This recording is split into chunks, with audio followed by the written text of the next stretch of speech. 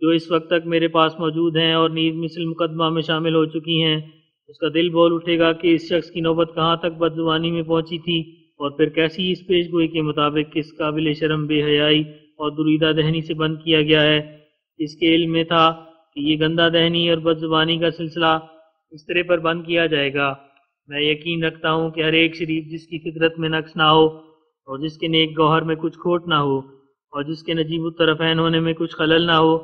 وہ کبھی اس بات پر راضی نہیں ہوگا کہ معزز شرفاء کے بارے میں اور سادات کی شان میں اور ان پاک دامن خاتونوں کی نسبت جو خاندان نبوت میں سے اور اہل بیت رسول اللہ صلی اللہ علیہ وسلم میں سے ہیں، ایسی گندی گالیاں اور ناپاکی سے بھرے افتراموں پر لاوے۔ اور دنیا میں کسی قوم میں کوئی ایسا شریف نہیں ہے کہ اگر وہ تمام گندے کاغذ جن کا نام اشاعت السنہ اس نے رکھا ہے، مع ان اخباروں کے پرچوں کے جو وقتاً فوقتاً اس شخص کے دوست ہم جنس جعفر زٹلی نے نکالے، جن میں یہ گندی باتیں ہیں، اس کے سامنے رکھی جائیں، تو وہ یہ رائے ظاہر کر سکے کہ کوئی بھلا مانس اور نیک فطرت اور نیک اصل اور متقی اور شریف ایسی تحریروں کو روا بھی رکھ سکتا ہے۔ قطع نظر اس کے کہ اس کے ہاتھ سے یہ کلمات شائع ہوں، تمام تحریریں اس شخص اور اس کے دوست جعفر زٹلی کی موجود ہیں۔ جس وقت کوئی مانگے میں پیش کر سکتا ہوں۔ یہی شخص ہے جو فرقہ موحدین کا ایڈوکیٹ کہلاتا ہے۔ بس جبکہ اس فرقے کے ایڈوکیٹ کے یہ حالات ہیں تو ان لوگوں کے حالات جن پر اس کا اثر ہے خود قیاس کر لیں۔ میں اس شخص کی سخت بد زبانیوں اور گندہ دہنیوں سے سخت مظلوم اور ضرر رسیدہ ہوں۔ میں چاہتا ہوں کہ کسی تقریب سے پھر عدالت ان کاغذات پر غور کرے جو مثل میں شامل ہو چکے ہیں، جو اس شخص کے طریق اور رویے کا نمونہ ہیں۔ میں اس سے زیادہ نہیں کہوں گا، اور اب مخالفوں میں سے کس دل پر مجھے امید ہو سکتی ہے کہ وہ ان تمام گندے اور فحش اور بد زبانی کے الفاظ پر اطلاع پا کر کلمت الحق کہے۔ میرا تمام شکوہ خدا تعالیٰ کی جناب میں ہے، اور مجھے اس پر ایمان ہے کہ من یعمل مثقال ذرۃ خیرا یرہ ومن یعمل مثقال ذرۃ شرا یرہ۔ اب اس جگہ اس تحریر سے صرف یہ مقصود ہے کہ کس اعلیٰ درجے کی یہ پیش گوئی ہے کہ قبل اس کے کہ کچھ بھی علم ہو کہ مجسٹریٹ کا آخر حکم کیا ہوگا، خدا تعالیٰ نے اپنے پاک الہام کے ذریعے سے اس حکم سے ایسے وقت میں اطلاع دے دی کہ میں یقین رکھتا ہوں کہ اس وقت خود مجسٹریٹ کو بھی معلوم نہ ہوگا کہ میں یہ حکم دوں گا، اور پھر اس بات سے بھی اطلاع دے دی کہ جو استغاثہ کے کارکنوں نے میرے ماخوذ کرانے کے لیے اسباب اور وجوہ اکٹھے کیے تھے وہ بیکار جائیں گے، اور خدا مجھے ان سے بچا لے گا۔ پھر اس الہام کی 14ویں سطر میں یہ بھی پیش از وقت بیان کیا گیا ہے کہ ان لوگوں کے منہ کالے ہوں گے جن کی یہ مراد تھی کہ یہ شخص پکڑا جائے اور اس کو عدالت سے سزا ہو، اور خدا ان پر فتح بخشے گا۔ چنانچہ الہام کے یہ لفظ ہیں: شاہت الوجوہ انہ من آیت اللہ وانہ فتح عظیم، یعنی منہ کالے ہوں گے، یہ خدا کا نشان ہے اور فتح عظیم ہے۔ اب انصاف کر کے دیکھو کہ اس سے زیادہ اور کیا پیش گوئی ہوگی کہ حاکم مجوز مقدمہ کا منشا جو قبل از وقت خود حاکم کو بھی معلوم نہیں ہوتا، وہ اس میں اخیر حکم سے پہلے بتلایا گیا ہے۔ اگر یہ کہو کہ ممکن ہے کہ یہ تمام الہامات حکم کے بعد لکھی گئے ہوں، تو اس کے ثبوت کے لیے یہ کافی ہے کہ میری یہ کتاب حقیقت المہدی حکم اخیر سے پہلے شائع ہو چکی تھی اور خود ایک نسخہ گورنمنٹ میں پہنچ چکا تھا۔ چنانچہ سرکاری رجسٹروں سے اس بات کا کامل ثبوت مل سکتا ہے۔ دوسرے ایک یہ بھی ثبوت ہے کہ حکم اخیر سے پہلے عین عدالت کے کمرے میں نے یہ کتاب اپنے وکیلوں مسٹر براؤن صاحب اور مولوی فضل الدین صاحب لیڈران چیف کورٹ کو دی تھی، اور انہوں نے پڑھ کر کہا تھا کہ یہ پیش گوئی صفائی سے پوری ہو گئی۔ چنانچہ مسٹر براؤن صاحب اور مولوی فضل الدین صاحب حلفاً یہ گواہی دے سکتے ہیں کہ ان کو پیش از وقت اس پیش گوئی پر اطلاع ملی۔ 60 جب میرے پر ٹیکس لگایا گیا اور اس پر عذرداری کی گئی تو ہم چھوٹی مسجد میں جو ہماری کھڑکی کے ساتھ ہے بیٹھ کر کل آمدن اور خرچ کا حساب کر رہے تھے، اور مولوی محمد علی صاحب ایم اے اور ایسا ہی کئی اور جماعت کے لوگ وہاں موجود تھے، اور خواجہ جمال الدین صاحب بھی اے اور مولوی عبد الکریم صاحب سے الکوٹی کاغذات حساب آمد و اخراجات کے متعلق کچھ دیکھ رہے تھے، تو اس وقت مجھ پر ایک کشفی حالت طاری ہو کر دکھایا گیا کہ ہندو تحصیلدار بٹالہ جس کے پاس یہ مقدمہ ٹیکس کا تھا بدل گیا، اور اس کے عوض میں نے ایک اور شخص کرسی پر بیٹھے دیکھا جو مسلمان تھا، اور اس کشف کے ساتھ بعض امور ایسے ظاہر ہوئے جو نیک انجام اور فتح کی بشارت دیتے تھے۔ تب میں نے اسی وقت یہ کشف حاضرین کو سنا دیا اور ان کو پورے طور پر تسلی دی کہ اس مقدمے کا انجام بخیر ہوگا اور کسی ایسے آدمی مسلمان کے یہ کام سپرد ہوگا کہ وہ انصاف کو ملحوظ رکھ کر پوری تفتیش کر دے گا۔ چنانچہ اس کے بعد ایسا ہوا کہ ہندو تحصیلدار یکایک بدل گیا اور اس کی جگہ میاں تاج الدین صاحب جو اب تحصیلدار بٹالہ ہیں آئے، اور انہوں نے نیک نیتی اور آہستگی اور انصاف اور پوری کوشش اور تفتیش سے اصل حقیقت کو دریافت کر لیا، اور جو کچھ تحقیقات کی روح سے حق ان کو معلوم ہوا، وزیرہ رپورٹ صاحب ڈپٹی کمشنر بہادر ضلع گرداسپورہ مسٹر ڈیکسن صاحب کی خدمت میں اطلاع دے دی، اور نیک اتفاق یہ ہوا کہ صاحب موصوف بھی زیرک اور انصاف پسند اور نیک نیت تھے۔ انہوں نے لکھ دیا کہ مرزا غلام احمد کا ایک شہرت یافتہ فرقہ ہے جس کی نسبت ہم بدظنی نہیں کر سکتے، یعنی جو کچھ عذر کیا گیا ہے وہ واقعی اور درست ہے، اس لیے ٹیکس معاف اور مثل مقدمہ داخل دفتر ہو۔ یہ ایک ایسی پیش گوئی تھی کہ قبل از انجام مقدمہ ایک جماعت کثیر کو سنا دی گئی تھی، کیونکہ ہمارے یہاں پیش گوئیوں کے لیے یہ ایک قاعدہ مقرر ہو چکا ہے کہ جو کچھ خدا تعالیٰ کی طرف سے پیش گوئی کے طور پر ظاہر ہوتا ہے بالفور تمام جماعت کو اس سے اطلاع دی جاتی ہے، اور جو لوگ حاضر نہیں ہوتے ان کو بذریعہ خطوط مطلع کیا جاتا ہے۔ تو ایسا ہی اس پیش گوئی میں بھی کیا گیا۔ تمام وہ معزز مخلصین زندہ موجود ہیں جن کو یہ پیش گوئی سنائی گئی تھی، اور وہ حلفاً اس کی تصدیق کر سکتے ہیں۔ 61 شروع اکتوبر 1897 عیسوی میں مجھ کو دکھایا گیا کہ میں ایک گواہی کے لیے ایک انگریز حاکم کے پاس حاضر کیا گیا ہوں، اور اس حاکم نے مجھ سے پوچھا کہ آپ کے والد کا کیا نام ہے، لیکن جیسا کہ شہادت کے لیے دستور ہے مجھے قسم نہیں دی، اور پھر 21 جمادی الاول میں مطابق 8 اکتوبر سن 1897 عیسوی مجھے خواب میں دکھایا گیا کہ اس مقدمے کا سپاہی آ گیا ہے۔ چنانچہ ایسا ہی ظہور میں آیا جیسا کہ یہ خواب دیکھی تھی، اور سپاہی ایک سمن لے کر آیا، اور معلوم ہوا کہ ایڈیٹر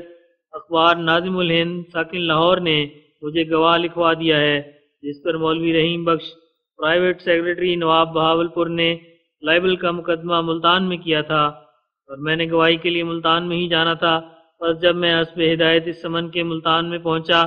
اور عدالت میں گواہی کے لیے حاضر ہوا تو جیسا کہ خواب میں دیکھا تھا سب کچھ ویسا ہی ظہور میں آیا، اور حاکم کو کچھ ایسا صاحب ہو گیا کہ وہ مجھے قسم دینا بھول گیا، اور جب میرا اظہار ہو چکا تو اس وقت اس کو قسم دینا یاد آیا، اور فرض قانون پورا کرنے کے لیے پھر مجھ سے قسم لی۔ اس نشان کی کچھ ایک دو گواہ نہیں بلکہ ایک گروہ کثیر میری جماعت کے لوگوں کا گواہ ہے، جن میں سے خواجہ کمال الدین صاحب بی اے پلیڈر، اور مولوی محمد علی صاحب ایم اے پلیڈر، اور اخویم مولوی حکیم نور الدین صاحب، اور اخویم مولوی عبد الکریم صاحب سیالکوٹی ہیں۔ اب دیکھتے جاؤ اور غور کرتے جاؤ کہ کیا یہ انسان کے کام ہے، اور کیا کسی سچے اہل فراست کے دل میں گزر سکتا ہے کہ جو لوگ صدہا کو اس سے ہدایت پانے کے لیے میرے پاس آتے ہیں اور سچائی کی تلاش میں صدہا روپیہ میری رضامندی کے لیے خرچ کرتے ہیں، اور میرے لیے اپنے عزیزوں اور خیشوں اور دوستوں کو چھوڑ بیٹھے ہیں، وہ اس گندی اور پلید کارروائی کو مجھ سے دیکھ کر کہ میں جھوٹے گواہ ان کو قرار دوں اور جھوٹ بولنے کے لیے ان کو مجبور کروں، پھر بھی یہ تمام گند دیکھ کر صدق کے دل سے میرے ساتھ رہ سکیں، اور اپنے مالوں کو میری راہ میں فدا کرنے کے لیے تیار ہوں، اور اپنی جانوں کو میرے لیے مصیبت میں ڈالیں اور اپنی عزت کو خاک میں ملاویں۔ آخر آپ لوگ بھی تو انسان ہیں، کیا آپ لوگوں کا کانشنس یہ فتویٰ دیتا ہے کہ آپ لوگ اپنے کسی گرو یا پیر کی ایسی تعلیم کے بعد جو سراسر بدکاری اور افتراء اور دروغ بافی پر مبنی ہو پھر اس کو مقدس اور آست پاس قرار دیں، اور وہ آپ سے جھوٹی گواہیاں دلانا چاہے تو اس کو خواہ خواہ ولی اور کراماتی بنانے کے لیے جھوٹ بھی بول دیں، اور پھر اس کی ایسی خبیث کارروائیوں کے ساتھ اس کو اچھا آدمی سمجھتے رہیں۔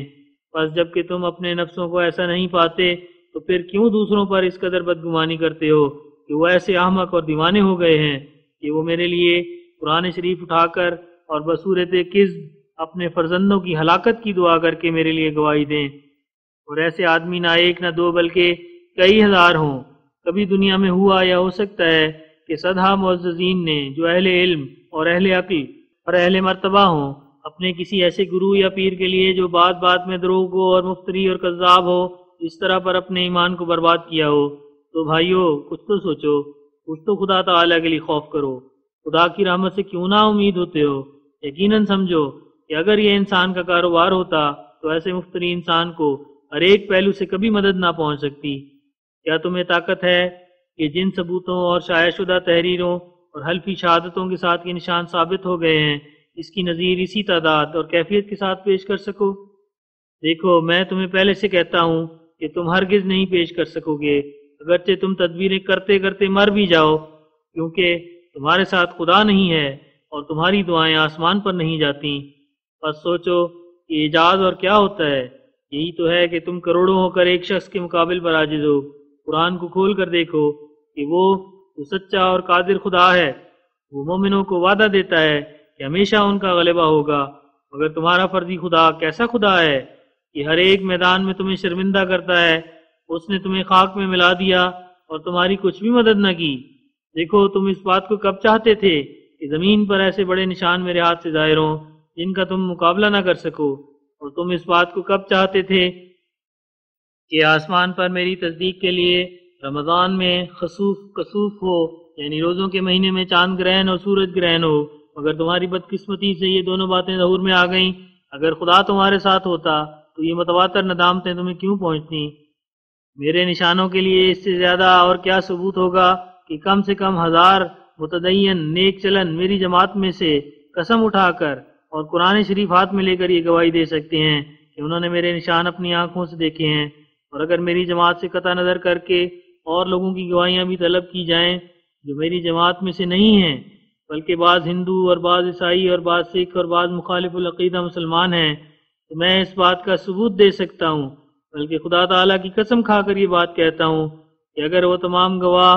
عرفات کے میدان میں کھڑے کیے جائیں تو میرے نشانوں کے مشاہدے کے گواہ ہیں، یعنی اس میدان میں کھڑے کیے جائیں جہاں بیت اللہ کے حج کرنے کے دنوں میں دنیا کے تمام حاجی کھڑے ہوتے ہیں، تو وہ تمام میدان ان گواہوں سے بھر جائے اور بہت سے باقی رہیں جو اس میں سما نہ سکیں۔ تو اب بتاؤ کہ کیا اس سے بڑھ کر دنیا میں کوئی ثبوت ہو سکتا ہے؟ اور بیان کرو کہ اب اس بات میں کون سی کسر باقی رہ گئی کہ میں خدا کی طرف سے ہوں۔ براہین احمدیہ میں یہ الہام موجود ہے کہ خدا آسمان سے بھی نشان دکھلائے گا اور زمین سے بھی، تو اب خدا کے لیے کھڑے ہو جاؤ اور گواہی دو کہ اس الہام کے مطابق جو میرے ان تمام نشانوں سے ایک زمانہ دراز پہلے بلکہ 20 برس کے قریب پیشتر شائع ہو چکا ہے، کیسے کیسے روبناک خدا نے نشان دکھلائے۔ آسمان پر سورج اور چاند کو رمضان کے مہینے میں تاریک کیا تا حدیث کی پیش گوئی کے روح سے انسانوں پر حجت پوری کرے، اور زمین پر بعض دعائیں لوگوں کی عافیت کے لیے یا بد زبان لوگوں کے عذاب کے لیے منظور فرمائیں، تا مستجاب الدعوات ہونا جو ولایت کی نشانی ہے بپائے ثبوت پہنچ جاوے۔ بعض نامنصف جن کو خدا تعالیٰ کا خوف نہیں، خدا کے بندوں کو دھوکہ دینے کے لیے بے سر و پا افطرا شائع کرتے ہیں، جن سے ان کا مطلب یہ ہوتا ہے کہ میرے دعویٰ مسیح موت کی کثر شان کریں۔ مثلا وہ کہتے ہیں کہ کسی زمانے میں فلاں شخص نے بھی مہدی یا مسیح موعود ہونے کا دعویٰ کیا تھا، اور اس سے غرض یہ ہوتی ہے کہ تا میرے دعوے کو لوگوں کی نظر میں خفیف اور ہیچ ٹھہراویں۔ لیکن ان لوگوں میں اگر کچھ بھی حق پسندی اور انصاف کا مادہ ہوتا تو یہ لوگ سوچتے کہ بے ثبوت دعویٰ کیا وقت رکھ سکتا ہے۔ اگر فرض کے طور پر مان بھی لیا جائے کہ مجھ سے پہلے کسی زمانے میں کسی نے مسیح موعود یا مہدی ہونے کا دعویٰ کیا تھا یا اب کرتا ہے، تو ایسے بے ثبوت دعوے تو خدا تعالیٰ کے ان نبیوں کے زمانے میں بھی ہوتے رہے ہیں جن کی نبوت کو یہ لوگ مانتے ہیں، لیکن ان دعووں کی سچائی کی نہ آسمان نے گواہی دی اور نہ زمین نے، اور وہ لوگ بہت جلد ذلیل اور تباہ ہو گئے اور ان کی جماعتیں متفرق ہو گئیں، اور وہ پاک نبیوں کی طرح نشان نہ دکھلا سکے۔ بس اگر سچائی کی عزت اور عظمت میں ایسی بیہودہ نکتہ چینیوں سے کچھ خلل آ سکتا ہے تو پھر نعوذ باللہ کسی نبی کی نبوت اور کسی رسول کی رسالت قائم نہیں رہ سکتی، کیونکہ ایسا تو کوئی بھی نبی نہیں جس کے مقابل پر جھوٹوں نے دعوے نہ کیے ہوں۔ بس ایسے اعتراض محض جہالت اور تعصب سے پیدا ہوتے ہیں۔ ہاں، جو شخص دل کے اخلاص سے سچائی کا طالب ہے اس کا یہ حق ہے کہ اپنے دل کی تسلی کے لیے آسمانی نشان طلب کرے۔ تو اس کتاب کے دیکھنے سے ہر ایک طالب حق کو معلوم ہوگا کہ اس بندہ حضرت عزت سے اسی کے فضل اور تائید سے اس قدر نشان ظاہر ہوئے ہیں کہ اس 1300 برس کے عرصے میں افراد امت میں سے کسی اور میں ان کی نظیر تلاش کرنا ایک طلب محال ہے۔ مثلا انہی نشانوں کو جو اس کتاب تریاق القلوب میں بطور نمونہ بیان کیے گئے ہیں ذہن میں رکھ کر پھر ہر ایک چشتی، قادری، نقشبندی، سہروردی وغیرہ میں ان کی تلاش کرو، اور تمام وہ لوگ جو اس امت میں قطب اور غوث اور ابدال کے نام سے مشہور ہوئے ہیں ان کی تمام زندگی میں ان کی نظیر ڈھونڈو۔ پھر اگر نظیر مل سکے تو جو چاہو کہو، ورنہ خدائے غیور اور قدیر سے ڈر کر بے باکی اور گستاخی سے باز آ جاؤ۔ عجب نہیں کہ بعض جاہل اس جگہ یہ کہیں کہ وہ کرامتیں جو ہمارے مشائخ اور پیروں کی مشہور ہیں اس شخص نے کہاں دکھلائی ہیں، جیسا کہ حضرت سید عبد القادر رضی اللہ عنہ نے 12 برس کی کشتی غرق شدہ دریا میں سے نکالی، یعنی تمام لوگوں کو جو دریا میں مر چکے تھے نئے سرے زندہ کیا، اور ایک مرتبہ فرشتہ ملک الموت حضرت موصوف کے کسی مرید کی جان نکال کر لے گیا تھا تو آپ نے اس مرید کی ماں کی گریہ ازاری پر رحم کر کے بالفور آسمان کی طرف پرواز کیا، اور ابھی فرشتہ پہلے آسمان تک نہیں پہنچا تھا کہ آپ نے اس کو پکڑ لیا اور اس سے اپنے مرید کی روح واپس دینے کے لیے درخواست کی۔ تب فرشتے نے کچھ لہت و لال کیا تو آپ جلال اور غضب میں آ گئے، اور ایک لاٹھی جو آپ کے ہاتھ میں تھی ملک الموت کی پنڈلی پر ماری اور ہڈی کو توڑ دیا، اور اس کی زنبیل جس میں انسانوں کی جانیں بھری تھیں جو اس دن کی کاروائی تھی چھین لی، اور تمام روحوں کو چھوڑ دیا۔ تب ساری روحیں اس دن اپنے اپنے بدنوں میں واپس آ کر زندہ ہو گئیں، اور اس مرید کی روح بھی بدن میں واپس آ کر وہ مرید بھی زندہ ہو گیا۔ تب فرشتہ روتا ہوا خدا تعالیٰ کے پاس گیا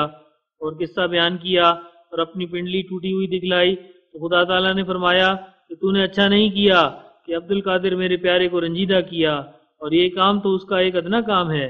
اگر وہ چاہتا تو تمام ان روحوں کو تو ابتدائی دنیا سے مرتی چلی آئی تھیں ایک دم میں زندہ کر دیتا۔ اور ایک روایت یہ ہے کہ جب فرشتے نے جناب الہی میں رو رو کر یہ فریاد کی تو خدا تعالیٰ نے جواب دیا کہ چپ رہ، عبد القادر اپنے کاموں میں قادر مطلق ہے، میں کچھ نہیں کر سکتا۔ ایسا ہی حضرت علی رضی اللہ عنہ کی ایک کرامت ہے کہ جب جناب رسول اللہ صلی اللہ علیہ وسلم کا معراج ہوا تو آپ نور کے سدھا پردے عبور کر کے خدا تعالیٰ تک پہنچے، صرف ایک پردہ باقی رہا تو آپ نے عرض کی کہ یا الہی میں تو اس قدر مشقت اٹھا کر محض دیدار کے لیے آیا تھا، مگر اس جگہ ایک پردہ درمیان میں حائل ہے، میرے پر رحم فرما اور یہ پردہ درمیان سے اٹھا دے تا مجھے دیدار نصیب ہو۔ اب اللہ تعالیٰ نے رحم فرما کر پردہ درمیان سے اٹھا دیا تو کیا دیکھتے ہیں کہ جس کو خدا سمجھے بیٹھے تھے وہ حضرت علی ہی ہیں۔ پھر یہ سنا کر کہا جاتا ہے کہ مرتضیٰ علی کی یہ شان ہے، شیخین کو ان سے نسبت ہی کیا، اور ایسی ہی اور کرامات بھی بہت ہیں جو اس زمانے کے جہالا پیش کیا کرتے ہیں،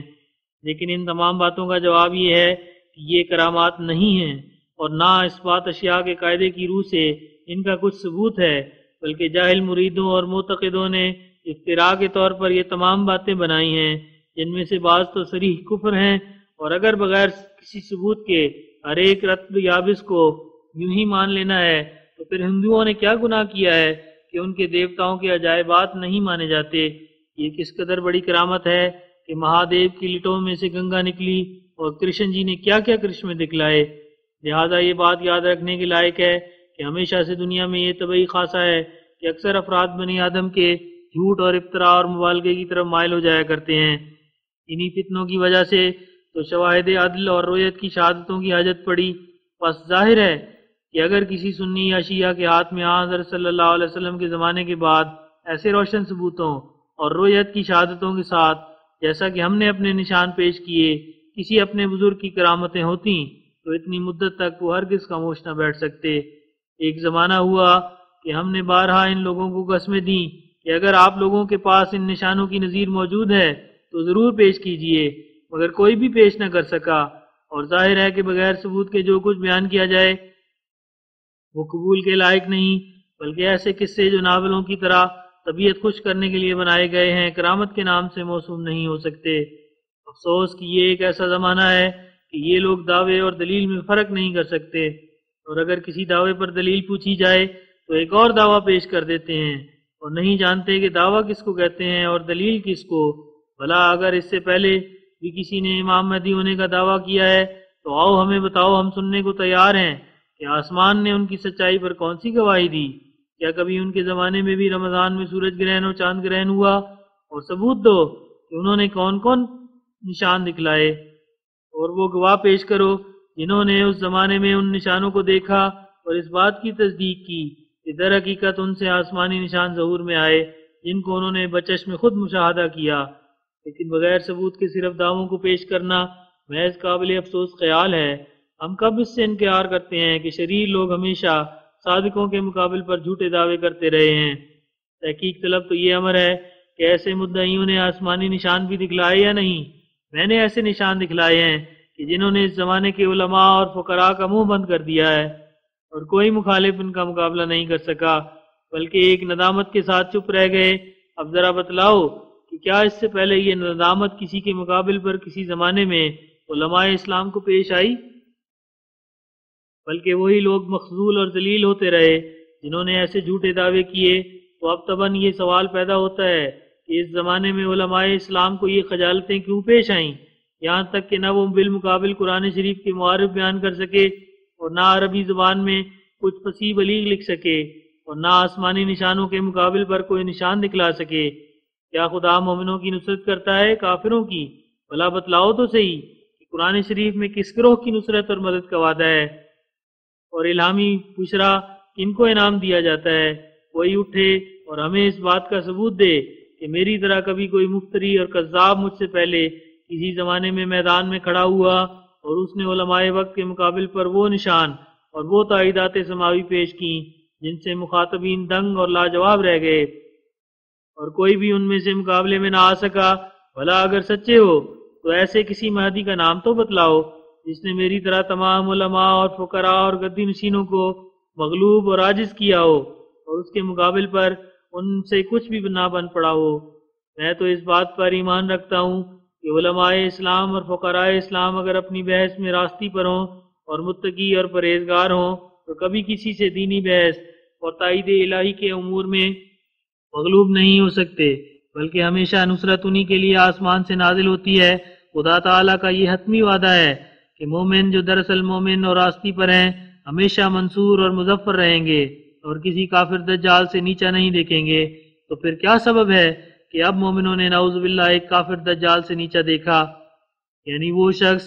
جو ان کی آنکھ میں کافر اور دجال اور کذاب ہے اس کے مقابل پر ٹھہر نہ سکے۔ دعائیں اسی کی قبول ہوئیں، علم غیب اسی کو عطا ہوا، آسمانی نشان اسی سے ظاہر ہوئے، فہم قرآن اسی کو دیا گیا، خدا کی تائیدیں اسی کے شامل حال ہوئیں اور مومن اس کے مقابل پر کچھ بھی نہ دکھلا سکے۔ بس یہ کیا بات ہے، یہ گنگا الٹی کیوں بہنے لگی؟ کیا خدا کے وعدوں میں تخلف پیدا ہو گیا کہ مومن ہمیشہ منصور اور مظفر رہیں گے، یا وہ وعدے صرف پہلے زمانوں تک محدود تھے اور اب ان کا عمل درآمد جاتا رہا؟ اور اگر کوئی مولوی یا فقیر یا گدی نشین یہ اعتراض پیش کرے کہ کس نے ہمیں بلایا جو ہم نہیں آئے اور کس نے پوچھا جو ہم نے جواب نہ دیا، تو اس کا جواب یہی ہے کہ ہماری کتابیں اور ہمارے اشتہارات دیکھیں کہ ہم نے سدھا اشتہار اس بارے میں شائع کیے، اور یہ مجموعہ نشانوں کا بھی ہم نے اس غرض سے اس جگہ لکھا ہے کہ ہر ایک شخص ان نشانوں کو پڑھ کر اپنے دل میں سوچے کہ اب تک کس نے ان نشانوں کے مقابل اپنے نشان دکھلائے اور خدا نے کس کی اس قدر تائید کی، کیا ہماری یا ان کی؟ اور جب کہ ان نشانوں کی نظیر پر قادر نہ ہو سکے تو کیا یہ شرط انصاف نہ تھی کہ ایسے شخص کو قبول کرتے جس کے مقابلے سے عاجز آ گئے؟ آسمانو مہو خورشید شہادت دادن، تا تو تکذیب زنادانی و غفلت نکنی، کیوں ترا نصرت حق نیست کیوں اخیار نصیب، شرط انصاف نباشد کہ ز حق دم بزنی۔ 62 29 جولائی 1897 عیسوی کو میں نے خواب میں دیکھا کہ ایک صاعقہ مغرب کی طرف سے میرے مکان کی طرف چلی آتی ہے، اور نہ اس کے ساتھ کوئی آواز ہے اور نہ اس نے کچھ نقصان کیا ہے، بلکہ وہ ایک ستارہ روشن کی طرح آہستہ حرکت سے میرے مکان کی طرف متوجہ ہوئی ہے، اور میں اس کو دور سے دیکھ رہا ہوں، اور جب کہ وہ قریب پہنچی تو میرے دل میں تو یہی ہے کہ یہ صاعقہ ہے، مگر میری آنکھوں نے صرف ایک چھوٹا سا ستارہ دیکھا جس کو میرا دل صاعقہ سمجھتا ہے۔ پھر بعد اس کے میرا دل اس کشف سے الہام کی طرف منتقل کیا گیا اور مجھے الہام ہوا کہ ما ھذا الا تحدید الحکام، یعنی یہ جو دیکھا اس کا وجود اس کے کچھ اثر نہیں کہ حکام کی طرف سے کچھ ڈرانے کی کارروائی ہوگی، اس سے زیادہ کچھ نہیں ہوگا۔ پھر بعد اس کے الہام ہوا قد ابتلع المؤمنون، ترجمہ مومنوں پر ایک ابتلا آیا، یعنی بوجہ اس مقدمے کے تمہاری جماعت ایک امتحان میں پڑے گی۔ پھر بعد اس کے یہ الہام ہوا کہ لَيَعْلَمَنَّ اللَّهُ الْمُجَاهِدِينَ مِنْكُمْ وَلَيَعْلَمَنَّ الْكَاظِمِينَ۔ یہ میری جماعت کی طرف خطاب ہے کہ خدا نے ایسا کیا تھا خدا تمہیں جتلاوے کہ تم میں سے وہ کون ہے کہ اس کے معمور کی راہ میں صدق کے دل سے کوشش کرتا ہے،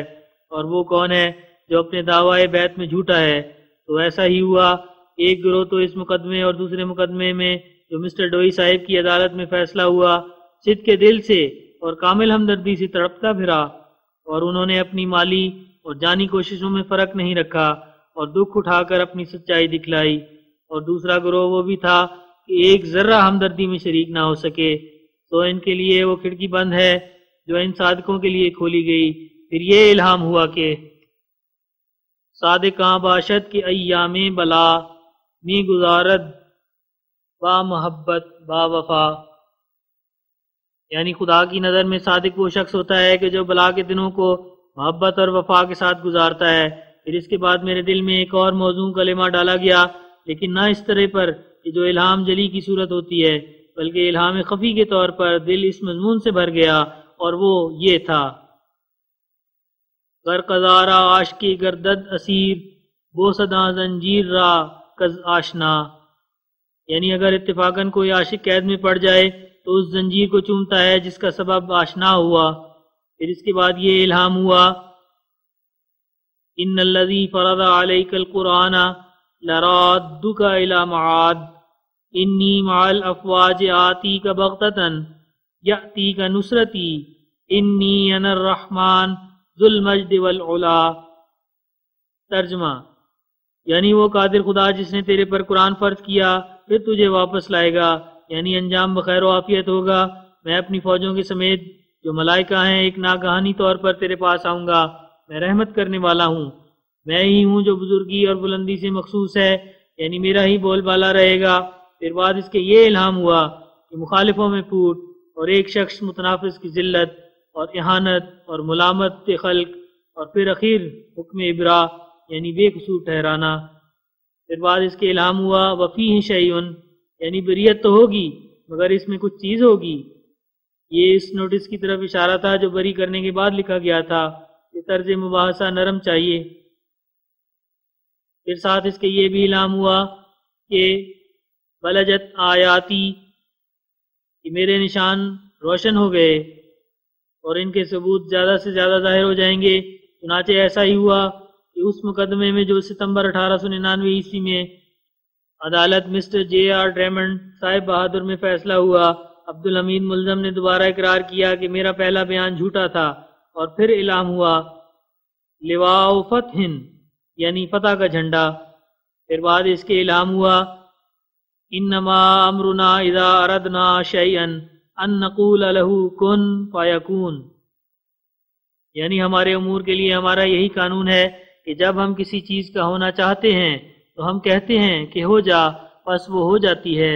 اب واضح ہو کہ اس پیش گوئی سے قبل از وقت 500 کے قریب انسانوں کو خبر دی گئی تھی۔ چنانچہ اخویم مولوی حکیم نور الدین صاحب اور اخویم مولوی عبدالکریم صاحب اور اخویم مولوی محمد علی صاحب ایم اے اور اخویم خواجہ کمال الدین صاحب اور اخویم مرزا خدا بخش صاحب اور اخویم مولوی حکیم فضل الدین صاحب وغیرہ اس قدر گواہ ہیں کہ اگر ان کے صرف نام لکھے جاویں تب بھی اس کے لیے بہت سے ورق درکار ہیں۔ اور ان تمام صاحبوں کو پیش از وقت بتلایا گیا تھا کہ ایسا ابتلا آنے والا ہے اور ان قریب ایسا مقدمہ دائر ہوگا، مگر آخر بریت اور خدا تعالیٰ کا فضل ہوگا اور کوئی ذلت پیش نہیں آئے گی۔ تو یہ مقدمہ اس طرح پیدا ہوا کہ ایک شخص عبدالحمید نام کو بعض عیسائیوں نے جو ڈاکٹر ہنری مرٹن کلارک سے تعلق رکھنے والے تھے سکھلایا کہ وہ عدالت میں یہ اظہار دے کہ اس کو مرزا غلام احمد نے یعنی اس راکم نے قادیان سے اس غرض سے بھیجا ہے کہ تا ڈاکٹر کلارک کو قتل کر دے، اور نہ صرف سکھلایا بلکہ دھمکی بھی دی کہ اگر وہ ایسا اظہار نہیں دے گا تو وہ قید کیا جائے گا،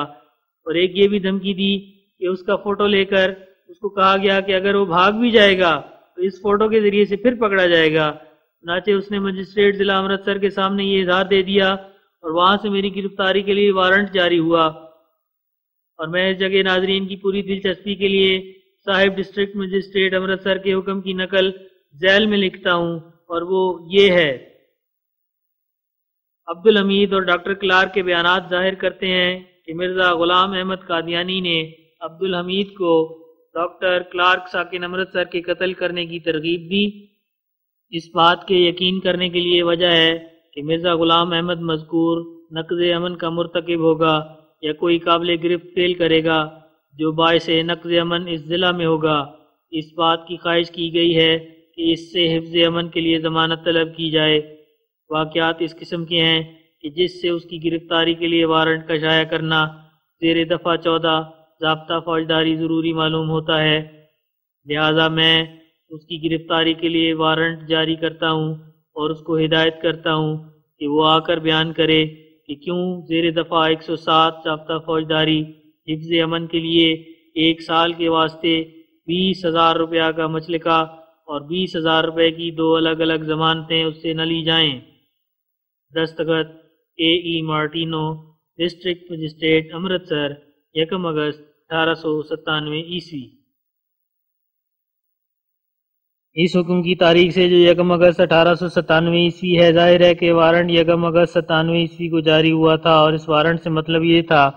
کہ تا مجھے گرفتار کر کے حاضر کیا جائے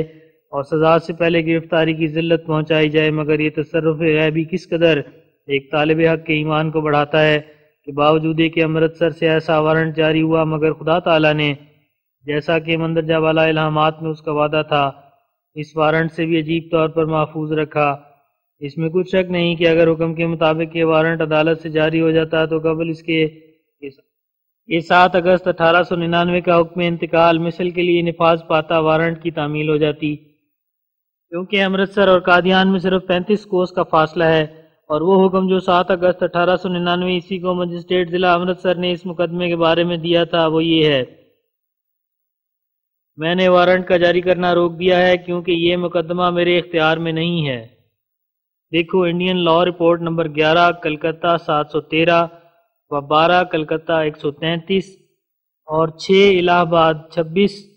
المرقوم 7 اگست 97 عیسوی۔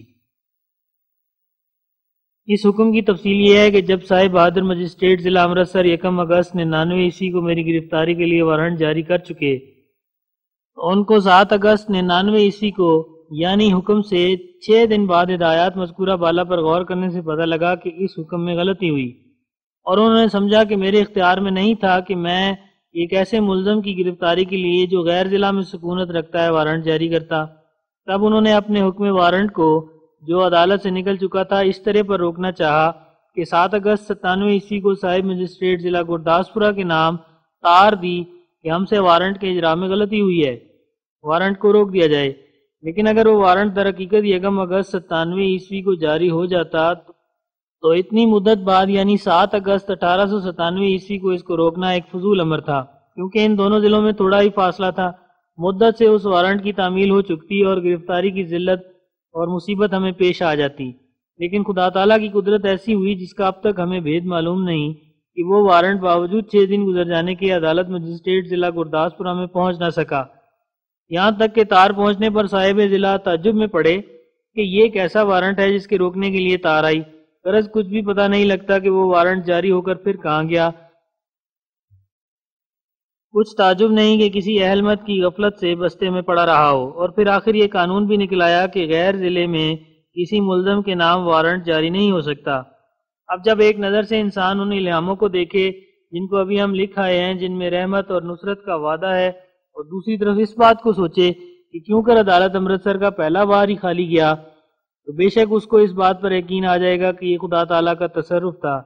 تا وہ اپنے الہامی وعدے کے موافق اپنے بندے کو ہر ایک ذلت سے محفوظ رکھے، کیونکہ گرفتار ہو کر عدالت میں پیش کیے جانا اور ہتکڑی کے ساتھ حکام کے سامنے حاضر ہونا یہ بھی ایک ذلت ہے جس سے دشمنوں کو خوشی پہنچتی ہے۔ پھر اس کے بعد ایسا ہوا کہ جیسا کہ ابھی ہم ذکر کر آئے ہیں، اس مقدمے کے تمام کاغذات صاحب ڈسٹرکٹ مجسٹریٹ ضلع گرداسپور کے پاس بھیجے گئے، اور جب یہ کاغذات صاحب ڈسٹرکٹ مجسٹریٹ ضلع گرداسپورہ کے پاس پہنچ گئے تو دوسرا نشان خدا تعالیٰ کی طرف سے یہ ظہور میں آیا کہ صاحب ڈسٹرکٹ مجسٹریٹ ضلع گرداسپورہ یعنی کپتان M.W. ڈگلس صاحب کے دل میں خدا تعالیٰ نے یہ ڈال دیا کہ اس مقدمے میں وارنٹ جاری کرنا مناسب نہیں بلکہ سمن کافی ہوگا۔ لہذا انہوں نے 9 اگست 1897 عیسوی کو میرے نام ایک سمن جاری کیا جس کی نقل ذیل میں لکھتا ہوں، اور وہ یہ ہے: نمبر 4 سمن بنام مستغاث علیہ حسب دفعہ 152 مجموعہ ضابطہ فوجداری بعدالت کپتان ڈگلس صاحب مجسٹریٹ ضلع بنام مرزا غلام احمد ول مرزا غلام مرتضیٰ ذات مغل ساکن قادیان مغلاں پرگنہ بٹالہ ضلع گرداسپورہ، جو کہ حاضر ہونا تمہارا بغیر جواب دہی الزام دفعہ 107 ضابطہ فوجداری ضرور ہے، لہذا تم کو اس تحریر کے ذریعے سے حکم ہوتا ہے کہ بتاریخ 10 ماہ اگست 1897 عیسوی رسالتاً یا بذریعہ مختار ذی اختیار یا جیسا ہو موقع پر بمقام بٹالہ ڈسٹرکٹ مجسٹریٹ کے پاس حاضر ہو اور اس باب میں تاکید جانو۔ دستخط مجسٹریٹ ضلع گرداسپورہ 9 اگست 1897 عیسوی۔ اب سوچ کر دیکھو کہ جو حکم مجسٹریٹ ضلع امرتسر نے جاری کیا تھا وہ کیسا آتش بار وارنٹ تھا اور یہ سمن کیسے نرم الفاظ میں ہے، لیکن ایسا اتفاق پیش آیا کہ میرے مخالفوں کو اس بات کی مطلق خبر نہ ہوئی کہ وارنٹ کا حکم تبدیل ہو کر سمن جاری ہوا ہے، بلکہ وہ لوگ تو اول اس دھوکے میں رہے کہ مقدمہ امرتسر کی عدالت میں ہی ہے اور بڑے شوق سے 2 وقت ریل پر جا کر دیکھتے تھے کہ کس وقت یہ شخص گرفتار ہو کر امرتسر آتا ہے، اور پھر ان کو یہ پتہ تو مل گیا کہ مثل مقدمہ ضلع گرداسپورہ میں منتقل ہو گئی ہے، مگر یہ پتہ نہ ملا کہ اب ضلع گرداسپورہ سے وارنٹ نہیں بھیجا گیا بلکہ سمن روانہ کیا گیا ہے، لہٰذا اس تماشے کے دیکھنے کے لیے آئے کہ یہ شخص وارنٹ سے گرفتار ہو کر آئے گا اور اس کی ذلت ہماری بہت سی خوشی کی باعث ہوگی، اور ہم اپنے نفس کو کہیں گے کہ اے نفس اب خوش ہو کہ تو نے اپنے دشمن کو ذلیل ہوتے دیکھ لیا، مگر یہ مراد ان کی پوری نہ ہوئی بلکہ برعکس اس کے خود ان کو ذلت کی تکالیف اٹھانی پڑی۔ اگست کی 10 تاریخ کو اس نظارے کے لیے مولوی محمد حسین صاحب موحدین کے ایڈوکیٹ اس تماشے کے دیکھنے کے لیے کچہری میں آئے تھے تا اس بندہ درگاہ کو ہتکڑی پڑی ہوئی اور کنسٹیبلوں کے ہاتھ میں گرفتار دیکھیں اور دشمن کی ذلت کو دیکھ کر خوشیاں مناویں، لیکن یہ بات ان کو نصیب نہ ہو سکی بلکہ ایک رنجیدہ نظارہ دیکھنا پڑا، اور وہ یہ کہ جب میں صاحب مجسٹریٹ ضلع کی کچہری میں حاضر ہوا تو وہ نرمی اور اعزاز سے پیش آئے اور اپنے قریب انہوں نے میرے لیے کرسی بچھوا دی اور نرم الفاظ سے مجھ کو یہ کہا کہ گو ڈاکٹر کلارک آپ پر اقدام قتل کا الزام لگاتا ہے مگر میں نہیں لگاتا۔ خدا تعالیٰ کی قدرت ہے کہ یہ ڈپٹی کمشنر ایک زیرک اور دانشمند اور منصف مزاج مجسٹریٹ تھا، اس کے دل میں خدا نے بٹھا دیا کہ مقدمہ بے اصل اور جھوٹا ہے اور ناحق تکلیف دی گئی ہے، اس لیے ہر ایک مرتبہ جو میں حاضر ہوا وہ عزت سے پیش آیا اور مجھے کرسی دی، اور جب میں اس کی عدالت سے بری کیا گیا تو اس دن مجھ کو عین کچہری میں مبارکباد دی۔ موحدین کے ایڈوکیٹ صاحب جو بٹالے کے مولوی ہیں اور عیسائیوں کی طرف سے گواہ تھے جن کا نام لینے کی اب ضرورت نہیں، انہوں نے جب عدالت میں اس قدر میری عزت دیکھی کہ یہ تو ایک ملزم تھا اور اس کو اعزاز سے کرسی دی گئی، تو مولوی صاحب موصوف اس طمع خواب میں پڑے کہ مجھے صاحب ضلع سے کرسی مانگنی چاہیے، جبکہ اس ملزم کو ملی ہے تو مجھے تو بہرحال ملے گی۔ پس جب وہ گواہی کے لیے بلائے گئے تو انہوں نے آتے ہی پہلے یہی سوال کیا کہ مجھے کرسی ملنی چاہیے، مگر افسوس کہ صاحب ڈپٹی کمشنر بہادر نے ان کو جھڑک دیا اور کہا کہ تمہیں کرسی نہیں مل سکتی، یہ تو رئیس ہیں اور ان کا باپ کرسی نشین تھا، اس لیے ہم نے کرسی دی۔ سو جو لوگ میری ذلت دیکھنے کے لیے آئے تھے ان کا یہ انجام ہوا، اور یہ بھی خدا تعالیٰ کا ایک نشان تھا کہ جو کچھ میرے لیے ان لوگوں نے چاہا وہ ان کو پیش آ گیا، ورنہ مجھے عدالتوں سے کچھ تعلق نہ تھا، میری عادت نہیں تھی کہ کسی کو ملوں اور نہ میرا کسی سے کچھ تعارف تھا۔ پھر اس کے بعد خدا تعالیٰ کا یہ فضل ہوا کہ میں عزت کے ساتھ بری کیا گیا اور حاکم مجوزہ نے ایک تبسم کے ساتھ مجھے کہا کہ آپ کو مبارک ہو، آپ بری کیے گئے۔ تو یہ خدا تعالیٰ کا ایک بھاری نشان ہے کہ باوجود کہ قوموں نے میرے ذلیل کرنے کے لیے اتفاق کر لیا تھا، مسلمانوں کی طرف سے مولوی محمد حسین صاحب ایڈوکیٹ موحدین تھے اور ہندوؤں کی طرف سے لالا رام بھجدت صاحب وکیل تھے اور عیسائیوں کی طرف سے ڈاکٹر ہنری مارٹن کلارک صاحب تھے، اور جنگ احزاب کی طرح بالاتفاق ان قوموں نے میرے پر چڑھائی کی تھی، لیکن خدا تعالیٰ نے مجسٹریٹ ضلع کو ایسی روشن ضمیری بخشی کہ وہ مقدمے کی اصل حقیقت تک پہنچ گیا۔ پھر بعد اس کے ایسا اتفاق ہوا کہ خود عبدالحمید نے عدالت میں اقرار کر دیا کہ عیسائیوں نے مجھے سکھلا کر یہ اظہار دلایا تھا، ورنہ یہ بیان سراسر جھوٹ ہے کہ مجھے قتل کے لیے ترغیب دی گئی تھی، اور صاحب مجسٹریٹ ضلع نے اسی آخری بیان کو صحیح سمجھا اور بڑے زور شور کا ایک چٹھا لکھ کر مجھے بری کر دیا۔ اور خدا تعالیٰ کی یہ عجیب شان ہے کہ خدا تعالیٰ نے میری بریت کو مکمل کرنے کے لیے اسی عبدالحمید سے پھر دوبارہ میرے حق میں گواہی دلائی تا وہ الہام پورا ہو جو براہین احمدیہ میں آج سے 20 برس پہلے لکھا گیا ہے، اور وہ یہ ہے فَبَرَّأَهُ اللَّهُ مِمَّا قَالُوا وَكَانَ عِندَ اللَّهِ وَجِيهًا، یعنی خدا نے اس شخص کو اس الزام سے جو اس پر لگایا جائے گا بری کر دیا ہے، یعنی بری کر دیا جائے گا۔ اور وہ اظہار جو عبدالحمید نے حال میں 12 ستمبر 1899 عیسوی کو عدالت صاحب مجسٹریٹ ضلع یعنی روبروئے مسٹر جے آر ڈریمنڈ صاحب کے دیا ہے وہ یہ ہے۔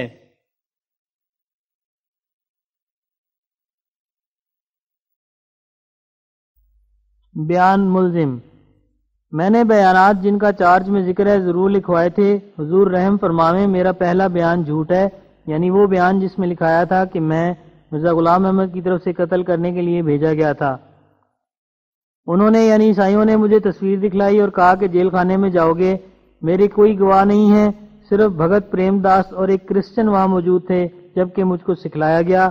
اس کا کوئی ثبوت نہیں ہے۔ مقام پٹھان کوٹ، تصدیق عدالت۔ یہ بیان ملزم ہمارے مواجہ اور سماعت میں تحریر ہوا اور ملزم کو پڑھ کر سنایا گیا، اس نے درست تسلیم کیا۔ اب دیکھو کہ اس بندہ درگاہ کی کیسی صفائی سے بریت ثابت ہوئی۔ ظاہر ہے کہ اس مقدمے میں عبدالحمید کے لیے سخت مضر تھا کہ اپنے پہلے بیان کو جھوٹا قرار دیتا، کیونکہ اس سے یہ جرم عظیم ثابت ہوتا ہے کہ اس نے دوسرے پر ناحق ترغیب قتل کا الزام لگایا، اور ایسا جھوٹ اس سزا کو چاہتا ہے جو مرتکب اقدام قتل کی سزا ہوتی ہے۔ اگر وہ اپنے دوسرے بیان کو جھوٹا قرار دیتا جس میں میری بریت ظاہر کی تھی تو اس میں قانوناً سزا کم تھی، لہذا اس کے لیے مفید راہ یہی تھی کہ وہ دوسرے بیان کو جھوٹا کہتا، مگر خدا نے اس کے منہ سے سچ نکلوا دیا، جس طرح زلیخا کے منہ سے حضرت یوسف کے مقابل پر اور ایک مفتری عورت کے منہ سے حضرت موسیٰ کے مقابل پر سچ نکل گیا تھا۔ حاشیہ: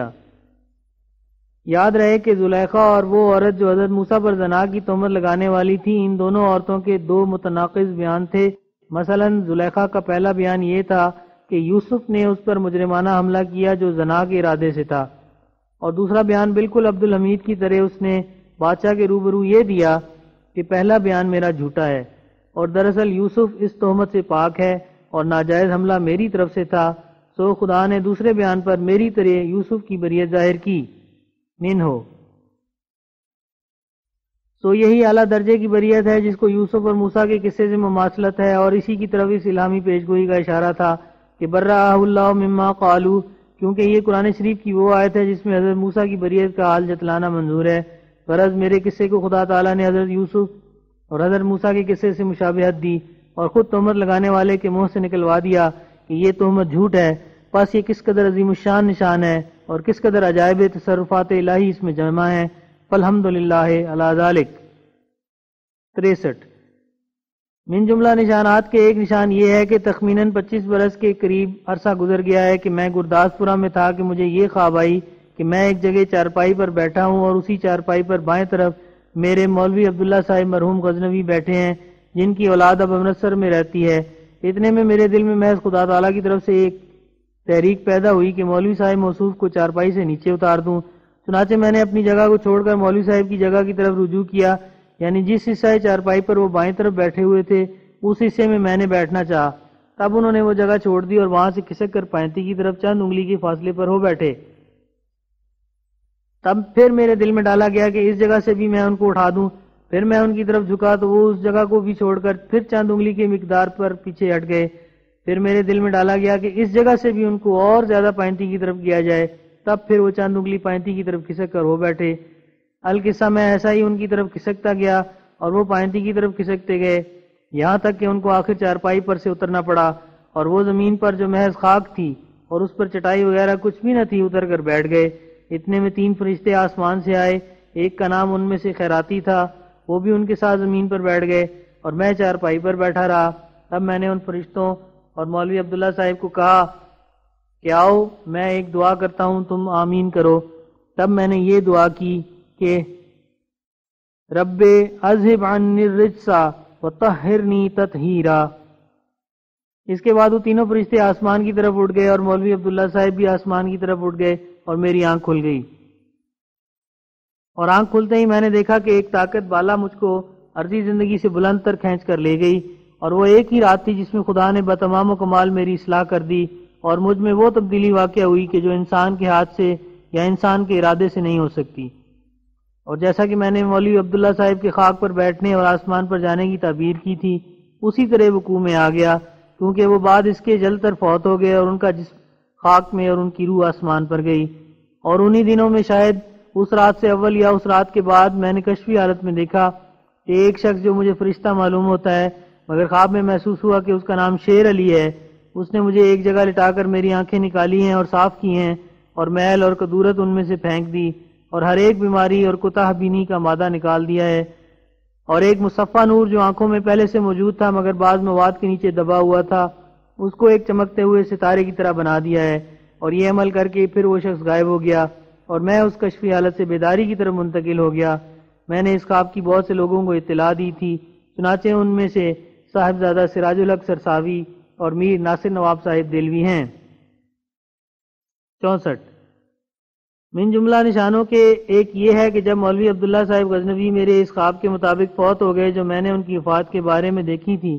تو میں نے انہی ایام میں کہ جب تھوڑے ہی دن ان کی وفات پر گزرے تھے ان کو خواب میں دیکھا، تو میں نے ان کے پاس اپنی یہ خواب بیان کی کہ میں نے دیکھا ہے کہ میرے ہاتھ میں ایک نہایت چمکیلی اور روشن تلوار ہے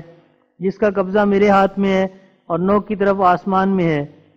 اور نہایت چمکدار ہے، اور اس میں سے ایک چمک نکلتی ہے جیسا کہ آفتاب کی چمک، اور میں کبھی اس کو دائیں طرف چلاتا ہوں اور کبھی بائیں طرف، اور ہر ایک دفعہ جو میں وار کرتا ہوں تو مجھے معلوم ہوتا ہے کہ دنیا کے کناروں تک وہ تلوار اپنی لمبائی کی وجہ سے کام کرتی ہے، اور میں ہر وقت محسوس کرتا ہوں کہ آفتاب کی بلندی تک اس کی نوک پہنچتی ہے،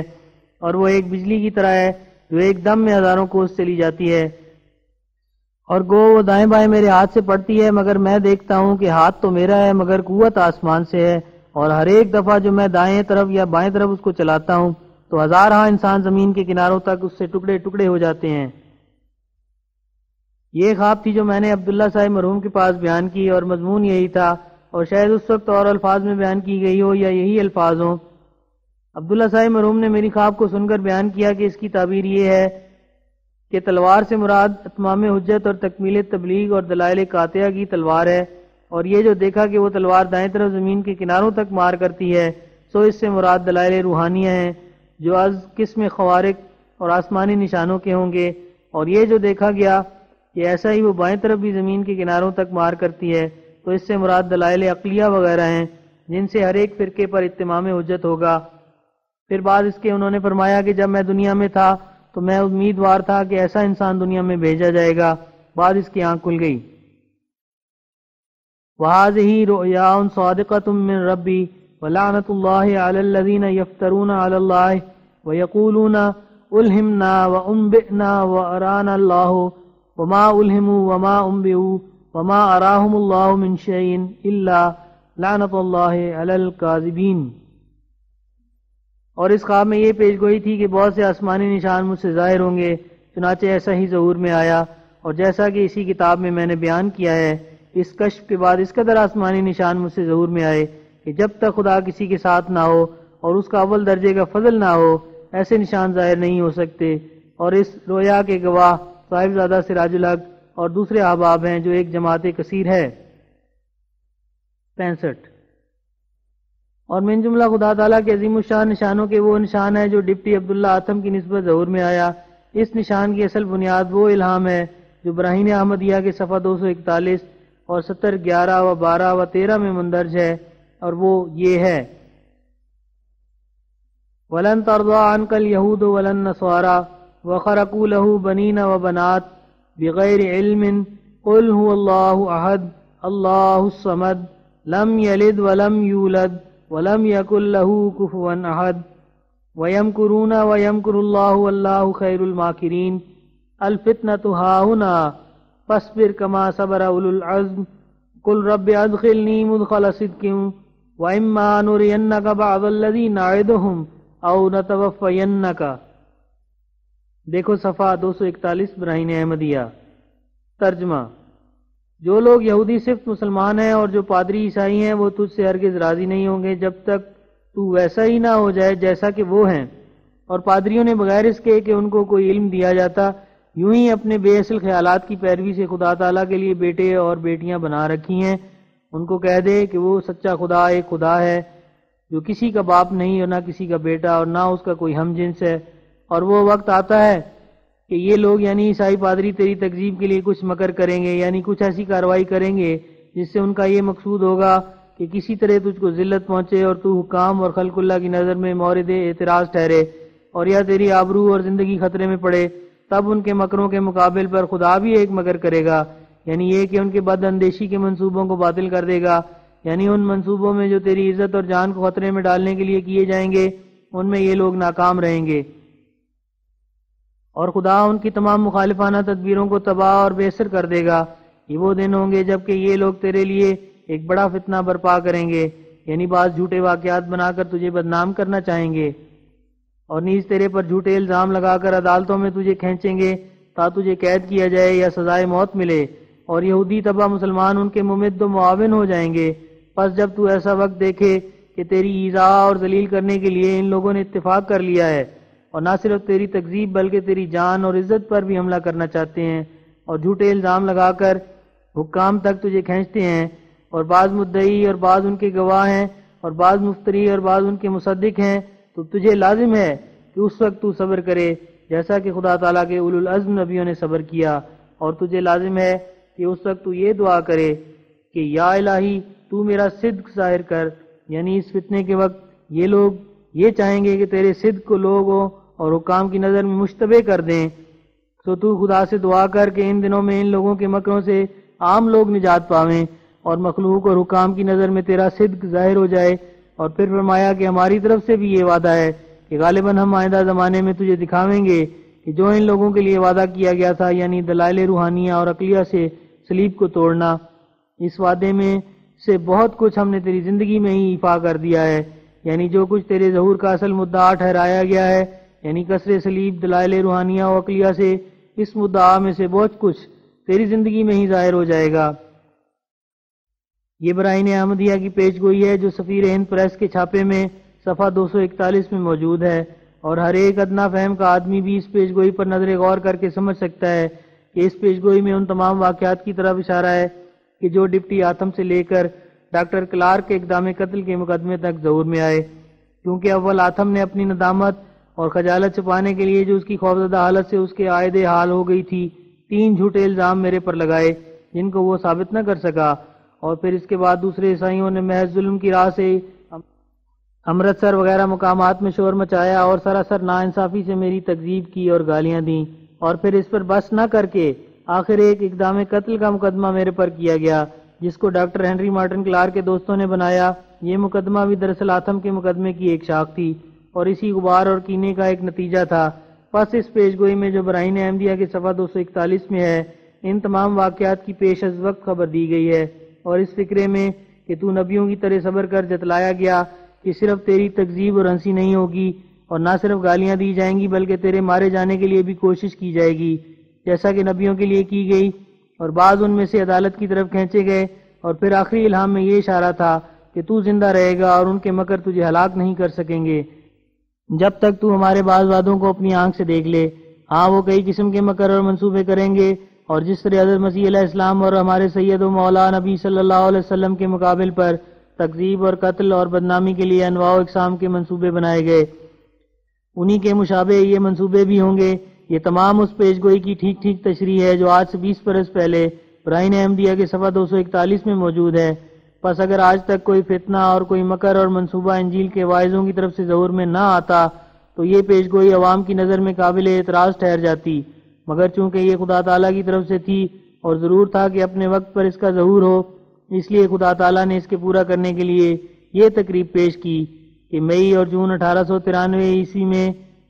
مجھ میں اور ڈپٹی عبداللہ آتھم میں مباحثہ ہوا۔ حاشیہ: یہ مباحثہ 21 مئی 1893 عیسوی سے شروع ہوا اور 5 جون 1893 عیسوی کو ختم ہو گیا۔ منہو: اور مباحثے سے پہلے کئی دفعہ ڈپٹی عبداللہ آتھم مجھ سے آسمانی نشان مانگ چکا تھا، لہذا جس وقت مباحثہ ختم ہوا تو خدا تعالیٰ نے چاہا کہ وہ اس نشان سے محروم نہ رہے، لہذا اس کی نسبت یہ پیش گوئی کی گئی کہ وہ روز ختم مباحثہ سے 15 مہینے تک حاویہ میں ڈالا جائے گا، بشرطے کہ حق کی طرف رجوع نہ کرے۔ اور پھر بعد اس کے ڈپٹی عبداللہ آتھم کے دل پر اس قدر پیش گوئی کا خوف غالب آ گیا کہ وہ اس خوف سے سراسیمہ ہو گیا اور اس کا قرار اور آرام جاتا رہا، اور پیش گوئی کی دہشت سے ایک ایسی تبدیلی اس میں واقع ہوئی کہ اس نے یک لخت قدیم عادات اپنی چھوڑ دیں۔ یاد رہے کہ اس کا یہ قدیم طریق تھا کہ ہمیشہ وہ بعض مسلمانوں سے مباحثہ کیا کرتا اور اسلام کے رد میں کتابیں لکھا کرتا تھا اور اسلام اور نبی اسلام کی توہین کرتا تھا، مگر اس پیش گوئی کے بعد اس کا ایسا منہ بند ہو گیا کہ پیش گوئی کی میعاد میں ایک حرف بھی بے ادبی کا اس کے منہ سے نکل نہ سکا، اور نہ اسلام کے مقابل پر کچھ لکھ سکا اور نہ کسی سے زبانی گفتگو کی، بلکہ اس کے منہ پر مہر لگ گئی اور خاموش اور غمگین رہنے لگا۔ اور ہر ایک منصف مزاج عیسائی جس نے اس کو اس زمانے میں دیکھا ہوگا جبکہ وہ پیش گوئی کی میعاد میں زندگی بسر کر رہا تھا، اگر چاہے تو گواہی دے سکتا ہے کہ پیش گوئی کی سچائی کا خوف آتم کو اندر ہی اندر کھا گیا تھا، یہاں تک کہ جب اس کو یقین ہو گیا کہ میں نہیں بچوں گا، تب اس نے مناسب سمجھا کہ اپنی عزیز بیٹیوں سے جو اس کو بہت ہی پیاری تھیں آخری ملاقات کر لے۔ تب اس خیال سے امرتسر کی سکونت اس نے چھوڑ دی اور کچھ حصہ زندگی کا اپنی ایک لڑکی کے پاس لدھیانہ میں بسر کیا اور کچھ حصہ فیروز پور میں اپنی دوسری لڑکی کے پاس رہتا رہا، اور ان دونوں جگہ میں اس کی 2 لڑکیاں تھیں جو اپنے خاوندوں کے گھروں میں آباد تھیں۔ آخر وہ اسی مسافرانہ حالت میں ان ایام کے قریب بھی فیروز پور میں فوت ہو گیا، اور چونکہ وہ عیسائیت کی استقامت پر قائم نہ رہ سکا اور اس نے پیش گوئی کی عظمت سے دہشت زدہ ہو کر اپنا وہ پرانا عملی طریقہ چھوڑ دیا جو اسلام کی مخالفت اور منکرانہ حملوں کا طریقہ تھا، جس کی وجہ سے وہ ہمیشہ تحریری اور تقریری طور پر نیش زنی کیا کرتا تھا اور غربت اور مسکینی اور خاموشی اختیار کی۔ اس لیے خدا تعالیٰ نے جو نہایت حلیم ہے اور کسی کے ایک ذرہ عمل کو بھی ضائع کرنا نہیں چاہتا، اس کے اس قدر رجوع کا اس کو یہ فائدہ دیا کہ وہ اس کے وعدے کے موافق پیش گوئی کی میعاد میں موت سے امن میں رہا، کیونکہ ضرور تھا کہ خدا اپنے وعدے کا لحاظ رکھتا، اور بعد اس کے وہ اس لیے جل تر فیروز پور میں ہی مر گیا کہ خدا تعالیٰ کے الہام میں یہ بھی تھا کہ وہ پیش گوئی کی شرط سے اگر شرط کا پابند ہوا تو فائدہ اٹھائے گا، لیکن اگر وہ اپنے اس رجوع کو جس کے سبب سے وہ پیش گوئی کی میعاد کے اندر نہیں مرے گا پوشیدہ رکھے گا اور یہ گواہی اعلانیہ طور پر نہیں دے گا کہ اس نے پیش گوئی سے ڈر کر کسی قدر اپنی اصلاح کر لی ہے جس کا اس نے اپنی تحریر کے ذریعے سے پہلے ہی اقرار کیا تھا، تو وہ بعد اس کے جل تر پکڑا جائے گا اور فوت ہو جائے گا۔ چنانچہ ایسا ہی ظہور میں آیا اور وہ ہمارے آخری اشتہار سے 6 ماہ کے اندر مر گیا۔ اگر وہ اس غربت اور خاموشی اور خوف پر قائم رہتا جو اس نے پیش گوئی کی میعاد میں اختیار کی تھی تو اس کو لمبی زندگی دی جاتی اور وہ 20 برس تک اور زندہ رہ سکتا تھا، لیکن چونکہ اس کا منہ خدا کی طرف سے پھر گیا اور وہ اس خوف پر قائم نہ رہ سکا جو پیش گوئی کے زمانے میں اس کے دل میں تھا، اور پیش گوئی کے دنوں کے گزرنے کے بعد اس نے ایسا خیال کر لیا کہ گویا یہ تمام خوف اس کا محض بے جا اور ایک بزدلی تھی، اس لیے جل تر موت کا پیالہ اس کو پلایا گیا، اور پیش گوئی کے زمانے کے بعد نہ صرف اس لیے وہ پکڑا گیا کہ اس نے اپنے پہلے خیال کو اپنے دل میں صحیح نہ سمجھا، بلکہ اس لیے بھی کہ وہ اپنے خوف کو چھپانے کے لیے چند افتراؤں کا بھی مرتکب ہوا، اور عیسائی قوم کو خوش کرنے کے لیے اس نے یہ مشہور کیا کہ میں جو اس قدر پیش گوئی کے ایام میں کانپتا اور ڈرتا رہا، یہ لرزہ اور خوف اور گریہ وزاری میرا اس وجہ سے تھا کہ میرے پر 3 حملے کیے گئے تھے، سانپ چھوڑا گیا تھا اور لدھیانہ میں بعض سوار قتل کے لیے آئے تھے، اور ایسے ہی فیروز پور میں بھی قتل کے لیے حملہ ہوا تھا، لیکن ہر ایک دانشمند سمجھ سکتا ہے کہ یہ 3 حملوں کا عذر اس کی بریت کو ثابت نہیں کرتا، بلکہ اس سے تو اس کا اور بھی قصوروار ہونا ثابت ہوتا ہے۔ اس کے لیے تو بہتر تھا کہ ایسے بیہودہ عذرات پیش ہی نہ کرتا اور خاموش رہتا، کیونکہ ان عذرات نے اس کو کچھ فائدہ نہیں دیا، بلکہ ان سے تو وہ صاف الزام کے نیچے آ گیا، کیونکہ جس حالت میں اس کی جان لینے کے لیے اس پر 3 حملے میں نے کیے تھے، تو ایسے حملوں کے بعد جن کی نوبت 3 تک پہنچ چکی تھی، کیوں وہ پیش گوئی کی میعاد کے اندر خاموش بیٹھا رہا؟ وہ تو مدت تک ایکسٹرا اسسٹنٹ بھی رہ چکا تھا، اس کو خوب معلوم تھا کہ وہ قانونی تدارک سے نہایت آسانی سے امن میں آ سکتا ہے۔ کیا اس کو ضابطۂ فوجداری کی دفعہ 107 یاد نہیں رہی تھی، یا تعزیرات ہند کے اقدام قتل کی دفعہ اس کے ذہن سے محو ہو گئی تھی؟ وہ اس حالت میں کہ ہماری طرف سے اس کے قتل کے لیے 3 حملے ہوئے تھے، بڑی آسانی سے عدالت میں استغاثہ کر سکتا تھا کہ نقض امن کا اندیشہ دور کرنے کے لیے ایک بھاری تعداد کی ضمانت مجھ سے لی جائے، بلکہ وہ ان 3 حملوں کی تحقیقات کرا کر مجھے سزایاب کرا سکتا تھا، اور کم سے کم یہ کہ وہ پولیس میں رپورٹ دے سکتا تھا کہ ایسی ناجائز کارروائی میرے لیے متواتر کی گئی ہے۔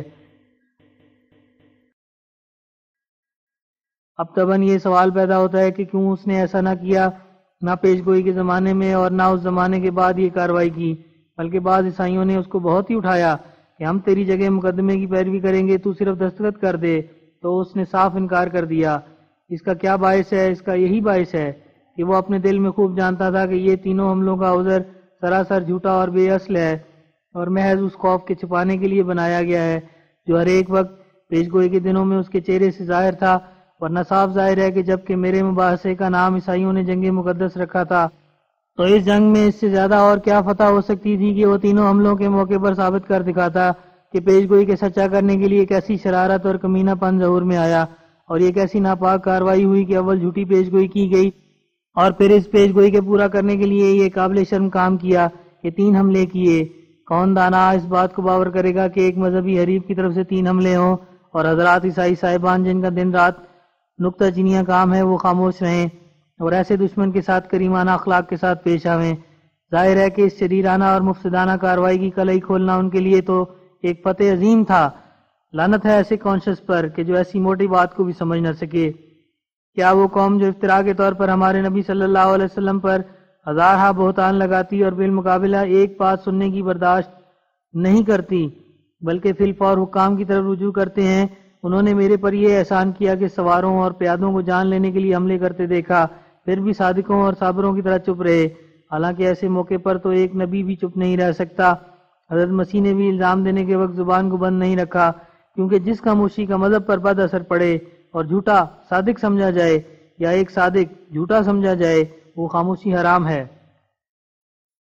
پھر آتم صاحب نے ان حملوں کو دیکھ کر برابر 15 مہینے تک کیوں ایسی خاموشی اختیار کی؟ بھلا کوئی عیسائی ہے جو اس کا سبب بتلاوے، یا ایسے حضرات مسلمان جو جلدی سے کہہ دیتے ہیں کہ یہ پیش گوئی پوری نہیں ہوئی جواب دیں؟ پھر صرف اسی پر اکتفا نہیں، میں نے خود بات کو پھر ہلا کر آتم کو قسم کھانے کے لیے بلایا کہ اگر وہ پیش گوئی سے نہیں ڈرا بلکہ 3 حملوں سے ڈرا تو قسم کھاوے، مگر اس نے قسم بھی نہیں کھائی۔ حالانکہ تمام عیسائیوں کے بزرگ ہمیشہ قسم کھاتے رہے، یہ سب جھوٹے بہانے ہیں کہ قسم کھانا منع ہے۔ پھر میں نے 4000 روپیہ دینا کیا کہ قسم کھا کر 4000 روپیہ لے لیں، لیکن تب بھی قسم نہ کھائی۔ اب ظاہر ہے کہ جس حالت میں الہامی پیش گوئی میں صریح شرط موجود تھی جس سے کسی دشمن اور دوست کو انکار نہیں، اور پھر آتم صاحب نے ایسے عملی اور قولی نمونے دکھائے جو صریح ثابت کرتے تھے کہ وہ پوشیدہ طور پر ضرور الہامی شرط کے پابند ہو گئے تھے، تو پھر بعد اس کے یہ کہنا کہ پیش گوئی پوری نہیں ہوئی، کیا یہ ایمانداری ہے یا بے ایمانی؟ تعصب کا یہ حال ہے کہ یونس کی پیش گوئی پر اعتراض نہیں کرتے جو پوری نہ ہوئی، حالانکہ وہ بغیر شرط کے تھی، مگر اس پیش گوئی میں تو صریح شرط تھی اور یہ شرط کے پہلو سے پوری ہو گئی اور پھر اخفاء شہادت کے بعد دوسرے پہلو سے بھی پوری ہو گئی، تو کیا اس کی سچائی کو نہ ماننا ایمانداری اور انصاف ہے؟ آتم نے میرے پر 3 حملوں کی تہمتیں لگائیں، ان تہمتوں میں بار ثبوت اس کی گردن پر تھا جس سے وہ سبکدوش نہیں ہوا یہاں تک کہ اس دنیا سے گزر گیا۔ اس جگہ ایک ضروری امر کا بیان کرنا حق کے طالبوں کے لیے مفید ہوگا کہ ڈپٹی عبداللہ آتم پر خدا تعالیٰ کی حجت پوری کرنے کے لیے جو کچھ ہم سے ظہور میں آیا اور پیش گوئی کے پورا ہونے کے بعد جو کچھ عیسائیوں نے امرتسر اور الہ آباد وغیرہ مقامات میں خلاف واقعہ مشہور کیا اور جو کچھ میری نسبت زبان درازیاں کی گئیں اور خدا تعالیٰ کے الہام کی تکذیب کی گئی، یہ سب واقعات آج سے 1300 برس پہلے ہمارے نبی صلی اللہ علیہ وسلم نے پیش گوئی کے طور پر بیان فرمائی ہیں۔ اس پیش گوئی کا اصل یہی ہے کہ مہدی موعود کے ساتھ عیسائیوں کا کچھ مناظرہ اور مباحثہ ہوگا۔ پہلے تو ایک معمولی بات ہوگی، لیکن پھر وہ ایک بڑا امر ہو جائے گا جس کا جا بجا تذکرہ ہوگا، اور شیطان آواز دے گا کہ اس تنازع میں جو مابین مسلمین اور نصارہ ہوگا حق آل عیسیٰ کے ساتھ ہے، اور آسمان سے آواز آئے گی، یعنی الہامی طور پر جتلایا جائے گا کہ حق آل محمد کے ساتھ ہے، یعنی آخر خدا کا الہام پاک دلوں کو جو روحانی طور پر آل محمد کہلاتے ہیں یہ یقین دلا دے گا کہ عیسائیوں کا شور و غوغا عبث تھا اور حق اہل اسلام کے ساتھ ہے۔ حاشیہ: اس حدیث میں لفظ آل عیسیٰ اور آل محمد محض استعارہ کے طور پر بیان کیا گیا ہے، اور ظاہر ہے کہ دنیاوی رشتوں کے لحاظ سے حضرت عیسیٰ علیہ السلام کی کوئی آل نہیں تھی، پس اس جگہ بلا شبہ آل عیسیٰ سے مراد وہ لوگ ہیں جو یہ دعویٰ کرتے ہیں کہ عیسیٰ خدا ہے اور ہم اس خدا کے فرزندوں کی طرح ہیں اور مر کر اس کی گود میں سوتے ہیں۔ سو اسی قرینے سے آل محمد صلی اللہ علیہ وسلم سے بھی کوئی دنیاوی رشتہ مراد نہیں ہے، بلکہ آل سے مراد وہ لوگ ہیں جو فرزندوں کی طرح آن صلی اللہ کے روحانی مال کے وارث ٹھہرتے ہیں، بلکہ ہر جگہ آل کے لفظ سے آن صلی اللہ علیہ کی یہی مراد ہے، نہ دنیاوی رشتے کے جو ایک سفلی اور فانی امر ہے جو موت کے ساتھ ہی لا انصاب بینہم کی تلوار سے ٹکڑے ٹکڑے ہو جاتا ہے۔ نبی کا نفس کبھی اس بات پر راضی نہیں ہو سکتا کہ آل کے لفظ سے محض اس کی یہ غرض ہو کہ عام دنیا داروں کی طرح ایک سفلی اور فانی رشتے کا لوگوں کو پیرو بنانا چاہے۔ ظاہر ہے کہ نبی کی نظر آسمان پر ہوتی ہے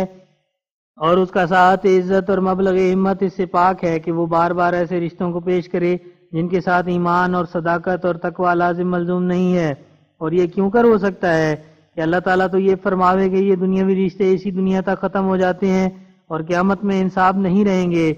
لیکن اس کا نبی ایک ادنا سے رشتے پر ہی زور دیتا رہے جو لڑکی کی اولاد ہے۔ حق تو یہ ہے کہ خدا تعالیٰ کے پاک اور عظیم الشان انبیاء جو کلمات منہ پر لاتے ہیں وہ اس قدر معارف اور حقائق اپنے اندر رکھتے ہیں کہ گویا زمین سے شروع ہو کر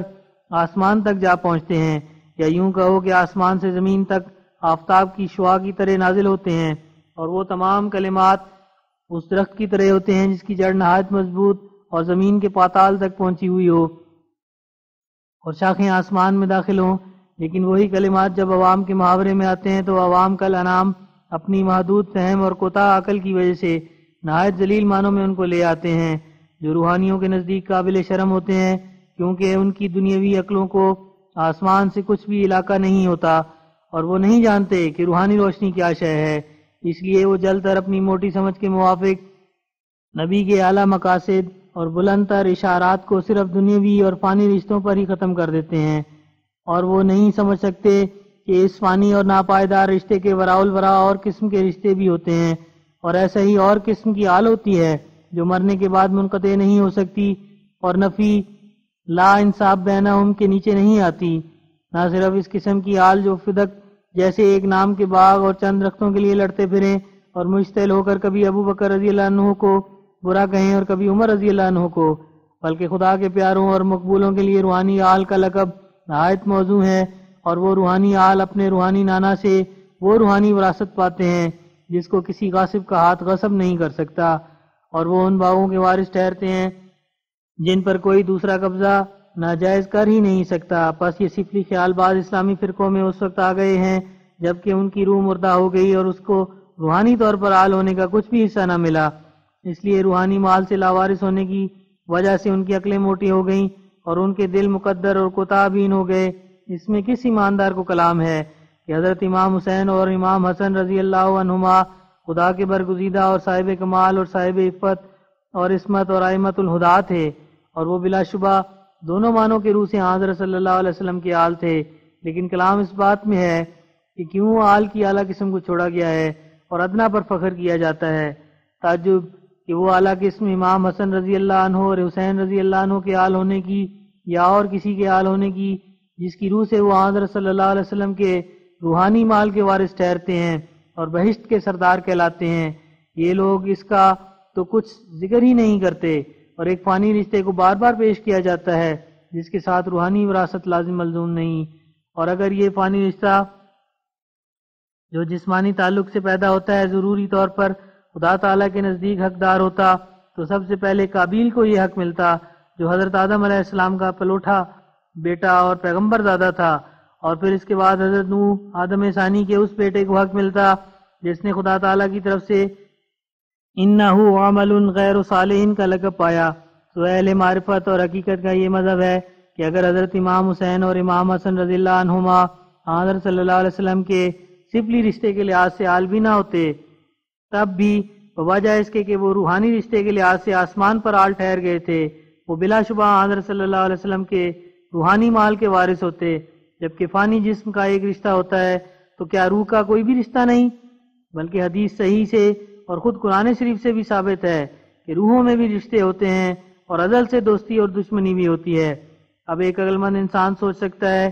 کہ کیا لازوال اور ابدی طور پر آل رسول ہونا جائے فخر ہے، یا جسمانی طور پر آل رسول ہونا جو بغیر تقوی اور طہارت اور ایمان کے کچھ بھی چیز نہیں۔ اس سے کوئی یہ نہ سمجھے کہ ہم اہل بیت رسول اللہ صلی اللہ علیہ وسلم کی کسر شان کرتے ہیں، بلکہ اس تحریر سے ہمارا مدعا یہ ہے کہ امام حسن اور امام حسین رضی اللہ عنہما کی شان کے لائق صرف جسمانی طور پر آل رسول ہونا نہیں، کیونکہ وہ بغیر روحانی تعلق کے ہیچ ہے، اور حقیقی تعلق انہی عزیزوں کا رسول اللہ صلی اللہ علیہ وسلم سے ہے کہ جو روحانی طور پر اس کی آل میں داخل ہیں۔ رسولوں کے معارف اور انوار روحانی رسولوں کے لیے بجائے اولاد ہیں جو ان کے پاک وجود سے پیدا ہوتے ہیں، اور جو لوگ ان معارف اور انوار سے نئی زندگی حاصل کرتے ہیں اور ایک پیدائش جدید ان انوار کے ذریعے سے پاتے ہیں، وہی ہیں جو روحانی طور پر آل محمد کہلاتے ہیں۔ اور پیشگوئی مذکورہ بالا میں شیطان کا یہ آواز دینا کہ کہ حق آل عیسیٰ کے ساتھ ہے، یہ شیطان کا کلمہ اس وجہ سے بھی دروغ ہے کہ وہ روحانی طور پر مشرکوں کو حضرت عیسیٰ کی آل ٹھہراتا ہے، کیونکہ حضرت عیسیٰ کو خدا کہنے والے آسمان پر ان کے ساتھ کچھ حصہ نہیں پا سکتے اور نہ ان کے وارث ٹھہر سکتے ہیں، پھر وہ روحانی طور پر ان کے آل کیوں کر ہو سکتے ہیں؟ من ہو۔ چنانچہ ایسا ہی وقوع میں آیا، اور جب آدم کی زندگی کے وقت اور نیز اس کے فوت ہونے کے بعد ہمارے وہ رسائل اور اشتہار شائع ہوئے جن میں نہایت صاف اور مدلل طور پر ثابت کیا گیا تھا کہ آدم کے متعلق جو پیش گوئی تھی وہ کمال صفائی سے پوری ہو گئی، تو تمام اہل انصاف اور دیانت نے اپنی غلطی کا اقرار کیا،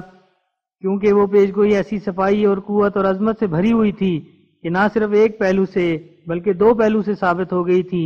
یعنی ایک یہ پہلو تھا کہ آدم نے الہامی شرط کی پابندی اختیار کر کے اور اپنی عادات سابقہ سے رجوع اختیار کر کے خدا تعالیٰ کے پاک وعدے کے موافق کسی قدر مہلت ملنے کا فائدہ اٹھا لیا۔ ہاں، چونکہ اس کا رجوع کامل طور پر نہ تھا اس لیے مہلت بھی کامل طور پر نہ ملی، اور دوسرے اس پہلو سے یہ پیش گوئی ثابت ہوئی کہ جب آدم نے خدا تعالیٰ کی مہلت دینے کا قدر نہ کیا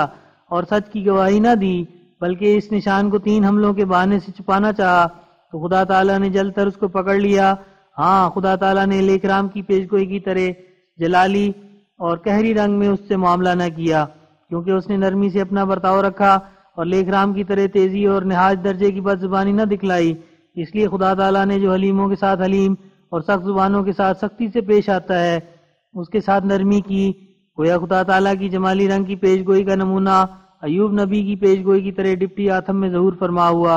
اور اس کی جلالی رنگ کی پیش گوئی کا نمونہ جو قہر اور سختی اور پردہشت طریق سے تھا اکرام میں پورا ہوا۔ اور ہر ایک طالب حق کو ان دونوں شخصوں کے طریقے عمل سے ایک سبق حاصل ہو سکتا ہے کہ کیسے خدا نے نرمی کرنے والے اور زبان کو بند رکھنے والے سے جو ڈپٹی آدم تھا نرمی کی، اور کسی دہشت ناک موت کے ساتھ اس کو ہلاک نہ کیا بلکہ الہامی شرط کو یاد کر کے جب دیکھا کہ آدم ڈرا اور اس نے اپنے عملی طریق میں تبدیلی کی تب خدا نے بھی اس سے نرمی کی اور اس کے رجوع کی وجہ سے 2 برس سے بھی کچھ زیادہ اور مہلت اس کو دے دی۔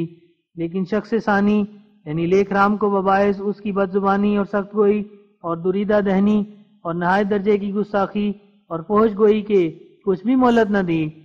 بلکہ اس کو ایسے وقت میں پکڑ لیا جبکہ ابھی اس کی پیش گوئی کی میعاد میں سے قریباً 2 برس باقی رہتے تھے۔ بس جس قدر آدم نے اپنے ڈرنے اور لرزاں اور ہراساں ہونے کی وجہ سے پیش گوئی کی میعاد کے دن زیادہ کرا لیے، اسی قدر لیک رام نے اپنی بد زبانی اور سخت گوئی کی وجہ سے پیش گوئی کی میعاد کے دن کم کرا لیے۔ یعنی عبداللہ آدم نے پیش گوئی کو سن کر خوف ظاہر کیا اور وہ پیش گوئی کے تمام ایام میں ڈرتا رہا اور روتا رہا، اور ایک لفظ بھی بے ادبی کا اس کے منہ سے نہ نکلا بلکہ صحبت بد سے بھی منہ پھیر کر گوشہ نشین اور خلوت گزین ہو گیا اور اپنی پہلی عادات بحث مباحثہ اور سخت گوئی سے رجوع کر لیا بلکہ دہشت زدہ ہو کر بالکل چپ ہو گیا۔ اس لیے خدا نے جو رحیم و کریم خدا ہے اپنی الہامی شرط اور وعدے کے موافق اس کی زندگی کے دن کسی قدر بڑھا دیے، لیکن لیک رام پیش گوئی کو سن کر اور بھی خیرہ تباہ ہوا اور پہلے سے بھی زیادہ بد زبانی کرنا اور گالیاں نکالنا اور خدا کے پاک نبیوں کو برا کہنا شروع کر دیا۔ اس لیے خدا نے اس کی زندگی کے دنوں میں سے قریباً 2 برس گھٹا دیے، جیسا کہ آدم کے دن قریباً اسی قدر بڑھا دیے۔ تو یہ ایک نقطہ معرفت ہے جس سے خدا تعالیٰ کی 2 مختلف عادتیں ان 2 شخصوں کے ساتھ ظہور میں آئیں جنہوں نے 2 مختلف طور پر اپنے جوہر ظاہر کیے۔ بلا شبہ عارفوں کے لیے یہ عجیب دلکش نظارہ ہے کہ کیوں کر خوف اور نرمی کی وجہ سے ایک کی زندگی کے دن بڑھائے گئے اور دوسرے کے دن شوخی اور بدزبانی کی وجہ سے اسی قدر گھٹائے گئے۔ اور بلا شبہ علیہ السلام کا قصہ ڈپٹی آدم کے قصے کا مصرع ثانی ہے اور آدم کے قصے سے ذوق اٹھانے کے لیے ضرور ہے کہ ساتھ اس کے لیک رام کے متعلق کی پیش گوئی کا قصہ بھی پڑھا جائے۔ اور جو شخص ان دونوں قصوں کو باہم ملا کر نہیں دیکھے گا ممکن ہے کہ وہ اچھی طرح اس دقیقہ معرفت کو نہ سمجھ سکے، اور وہ 2 رنگ جو جمالی اور جلالی صورت میں ظہور پذیر ہوئے ہیں ان کا لطف کسی کو کب آ سکتا ہے جب تک کہ ان دونوں قصوں پر بالمقابل اس کی نظر نہ پڑے۔ اسی لیے ہم نے مناسب سمجھا ہے کہ اس پیش گوئی کے بعد لیک رام والی پیش گوئی کو درج کریں تا معلوم ہو کہ جس قدر یہ آدم کے متعلق کی پیش گوئی نرم طور پر رفق اور آہستگی کے ساتھ ظہور میں آئی، ایسا ہی وہ پیش گوئی جو لیک رام کے متعلق تھی ایک دہشت ناک نظارے کے ساتھ ظہور پذیر ہوئی، یہاں تک کہ آدم کا جنازہ بھی فیروز پور میں چپکے سے اٹھایا گیا اور چند آدمی عالم خاموشی میں اس کی تجہیز و تکفین سے فارغ ہو کر آ گئے،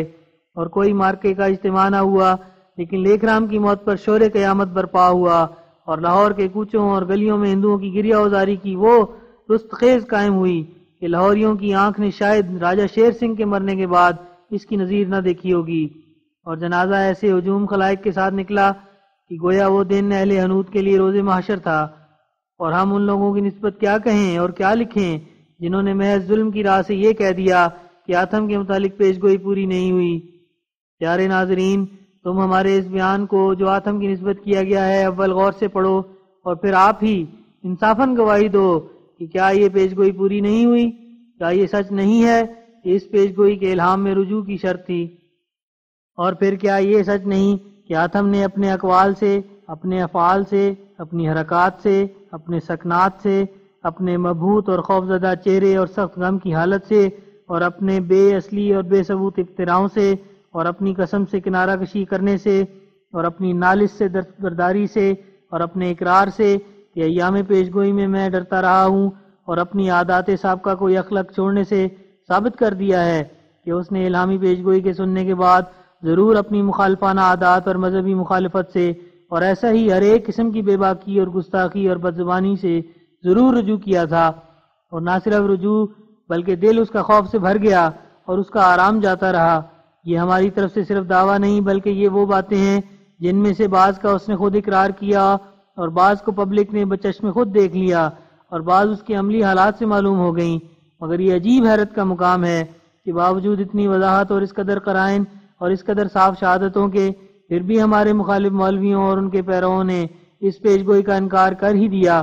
چاہیے تھا کہ وہ اس نشان پر جو علمی معرف بھی ساتھ رکھتا ہے، جس سے ایک پیش گوئی رسول اللہ صلی اللہ علیہ وسلم کی پوری ہوتی تھی، اور جس کے بغیر لیکرام والا نشان صرف ایک آنکھ کی طرح رہ جاتا تھا، اور ان دو نشانوں کی ترتیب بگڑتی تھی جو جمالی اور جلالی رنگ میں صفات الہیہ کا پورا چہرہ دکھلاتے تھے۔ حد سے زیادہ بلکہ زیادہ سے زیادہ خوشی مناتے اور آسمانی نشان کا قدر کرتے، اور سجاکھوں کی طرح الہامی شرط کو دیکھتے، اور آتم کے قول اور فعل میں اس کا ثبوت پا کر خوشی سے اچھلتے۔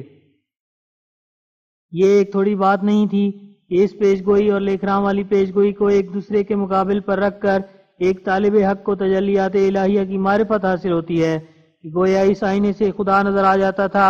اور جمالی اور جلالی قدرت کے اسرار کھلتے تھے، اور یہ بھی معلوم ہوتا تھا کہ اس پیش گوئی کی تاثیر نے آتم کی سرشت اور عادت پر کس قدر فوق العادت اثر ڈالا، یہاں تک کہ اس کے سننے کے بعد آتم نہ رہا، اور گو اس کو ایک قلیل مہلت ملی، مگر پھر بھی پیش گوئی کے اثر نے اس کو نہ چھوڑا۔ لیکن افسوس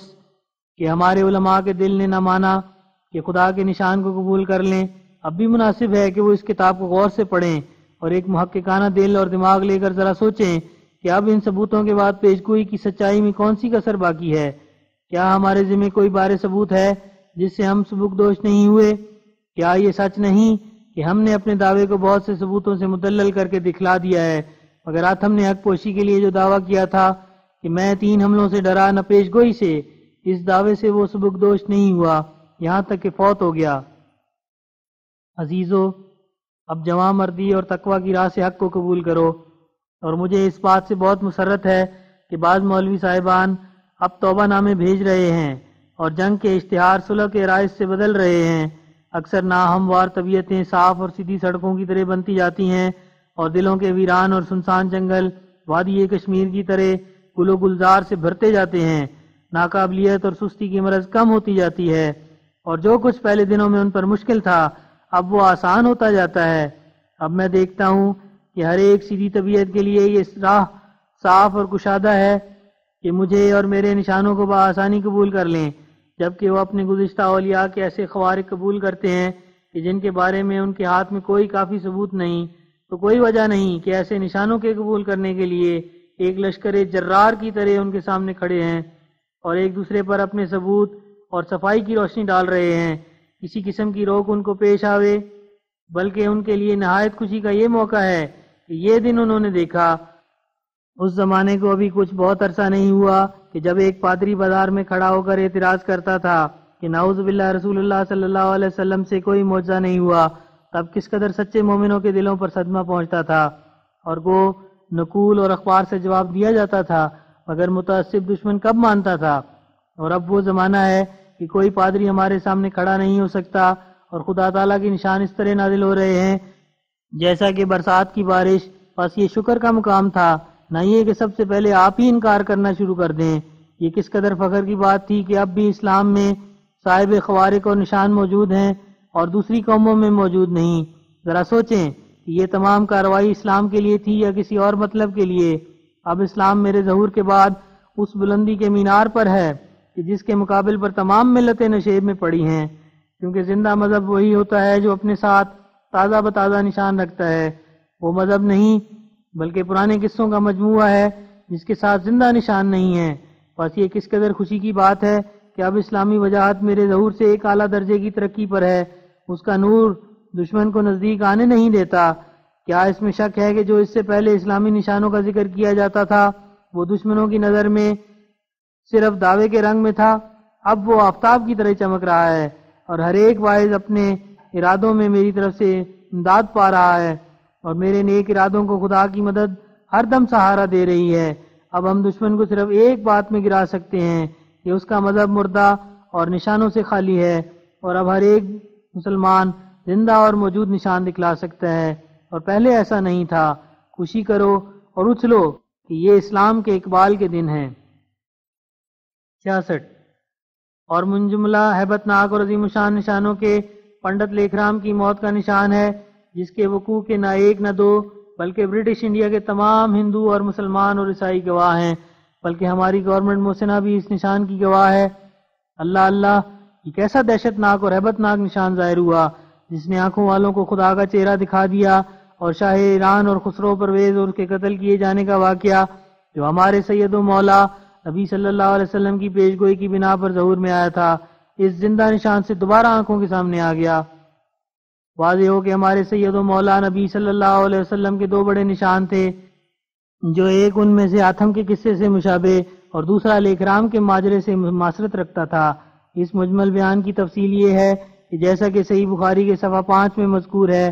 جناب صلی اللہ علیہ وسلم نے ایک خط دعوت اسلام کا کیسر روم کی طرف لکھا تھا، اور اس کی عبارت جو صفحہ مذکورہ بخاری میں مندرج ہے یہ تھی: بسم اللہ الرحمن الرحیم، من محمد عبد اللہ و رسولہ الہ ہرقل عظیم الروم، سلام علی من اتبع الہدی، اما بعد فانی ادعوک بدعایت الاسلام، اسلم تسلم یؤتک اللہ اجرک مرتین، فإن تولیت فإن علیک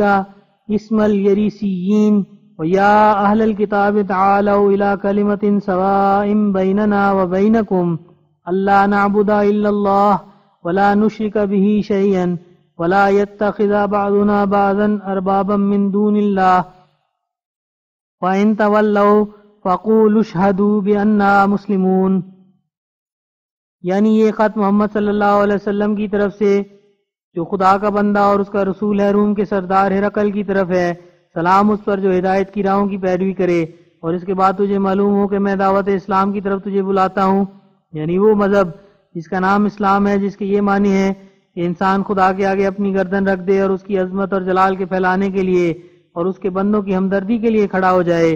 اس کی طرف میں تجھے بلاتا ہوں، اسلام میں داخل ہو جا، کہ اگر تو نے یہ دین قبول کر لیا تو پھر سلامت رہے گا اور بے وقت کی موت اور تباہی تیرے پر نہیں آئے گی، اور اگر ایسا نہ کیا تو پھر موت اور حاویہ درپیش ہے۔ اور اگر تو نے اسلام کو قبول کر لیا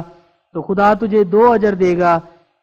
یعنی ایک یہ کہ تو نے مسیح علیہ السلام کو قبول کیا، اور دوسرا یہ اجر ملے گا کہ تو نبی آخر الزمان پر ایمان لایا۔ لیکن اگر تو نے منہ پھیرا اور اسلام کو قبول نہ کیا تو یاد رکھ کہ تیرے ارکان اور مصاحبین اور تیری رعیت کا گناہ بھی تیری ہی گردن پر ہوگا۔ اے اہل کتاب، ایک ایسے کلمہ کی طرف آؤ جو تم میں اور ہم میں برابر ہے، یعنی دونوں تعلیمیں انجیل اور قرآن کی اس پر گواہی دیتی ہیں، اور دونوں فرقوں کے نزدیک وہ مسلم ہے، کسی کو اس میں اختلاف نہیں، اور وہ یہ ہے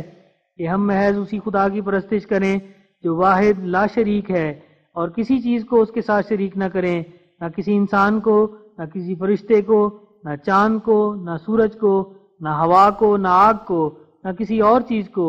اور ہم میں سے بعض خدا کو چھوڑ کر اپنے جیسے دوسروں کو خدا اور پروردگار نہ بنا لیں، اور خدا نے ہمیں کہا ہے کہ اگر اس حکم کو سن کر یہ لوگ باز نہ آویں اور اپنے مصنوعی خداؤں سے دستبردار نہ ہوں تو پھر ان کو کہہ دو کہ تم گواہ رہو کہ ہم خدا کے اس حکم پر قائم ہیں کہ پرستش اور اطاعت کے لیے اسی کے آستانے پر گردن رکھنی چاہیے، اور وہ اسلام جس کو تم نے قبول نہ کیا ہم اس کو قبول کرتے ہیں۔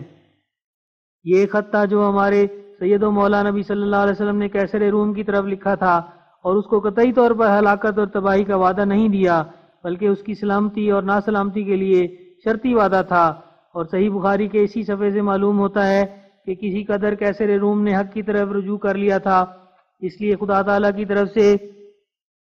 ایک مدت تک اس کو مہلت دی گئی، لیکن چونکہ وہ اس رجوع پر قائم نہ رہ سکا اور اس نے شہادت کو چھپایا، اس لیے کچھ مہلت کے بعد جو اس کے رجوع کی وجہ سے تھی پکڑا گیا، اور اس کا رجوع اس کے اس کلمہ سے معلوم ہوتا ہے جو صحیح بخاری کے صفحہ 4 میں اس طرح پر مذکور ہے۔ فَإِنْ كَانَ مَا تَقُولُ حَقًّا فَسَيَمْلِكُ مَوْضِعَ قَدَمِ هَاتَيْنِ وَقَدْ كُنْتُ أَعْلَمُ أَنَّهُ خَارِجٌ وَلَمْ أَكُنْ أَظُنُّ أَنَّهُ مِنْكُمْ فَلَوْ إِنِّي أَعْلَمُ أَنِّي أُخْلِصُ إِلَيْهِ لَتَجَشَّمْتُ لِقَاءَهُ وَلَوْ كُنْتُ عِنْدَهُ لَغَسَلْتُ عَنْ قَدَمَيْهِ۔ اس عبارت کا ترجمہ کرنے سے پہلے یہ بات ہم یاد دلا دیتے ہیں کہ یہ واقعہ اس وقت کا ہے جبکہ کیسر روم نے ابو سفیان کو، جو تجارت کی تقریب سے معاہو اپنی ایک جماعت کے شام کے ملک میں وارد تھا، اپنے پاس بلایا، اور اس وقت کیسر اپنے ملک کا سیر کرتا ہوا بیت المقدس میں یعنی یروشلم میں آیا ہوا تھا، اور کیسر نے ہمارے نبی صلی اللہ علیہ وسلم کی نسبت ابو سفیان سے، جو اس وقت کفر کی حالت میں تھا، بہت سی باتیں پوچھیں، اور ابو سفیان نے اس وجہ سے جو اس دربار میں حضرت صلی اللہ علیہ وسلم کا ایک سفیر بھی موجود تھا جو تبلیغ اسلام کا خط لے کر کیسر روم کی طرف آیا تھا، بجوز راست کوئی کے چارہ نہ دیکھا، کیونکہ کیسر نے ان امور کے استفسار کے وقت کہہ دیا تھا کہ اگر یہ شخص واقعات کے بیان کرنے میں کچھ جھوٹ بولے تو اس کی تکذیب کرنی چاہیے۔ تو ابو سفیان نے پردہ دری کے خوف سے سچ سچ ہی کہہ دیا، اور جس قدر کیسر نے ہمارے نبی صلی اللہ علیہ وسلم کی نسبت کچھ حالات دریافت کیے تھے وہ سچائی کی پابندی سے بیان کر دیے۔ وہ اس کا دل نہیں چاہتا تھا کہ صحیح طور پر بیان کرے، مگر سر پر جو مکذبین موجود تھے وہ خوف دامنگیر ہو گیا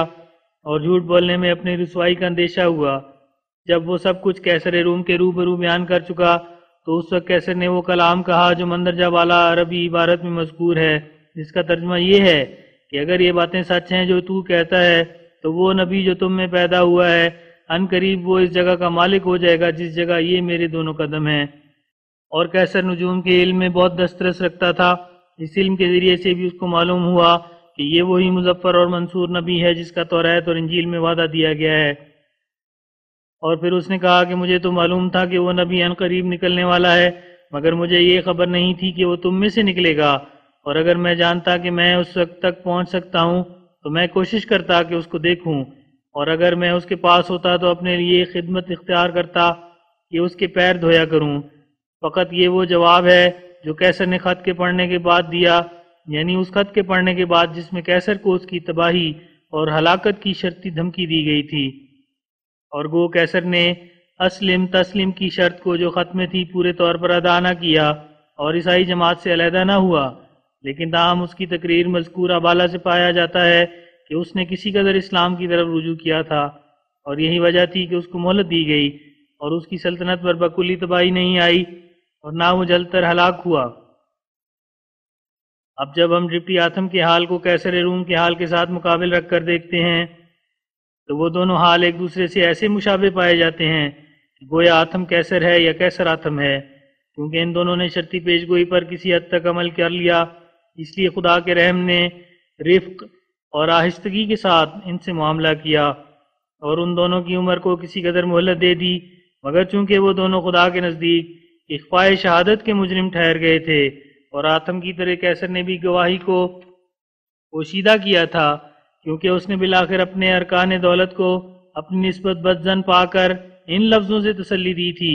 کہ وہ میری پہلی باتیں جن میں میں نے اسلام کی رغبت ظاہر کی تھی اور تمہیں ترغیب دی تھی وہ باتیں میرے دل سے نہیں تھیں، بلکہ میں تمہارا امتحان کرتا تھا کہ تم کس قدر عیسائی مذہب میں مستحکم ہو۔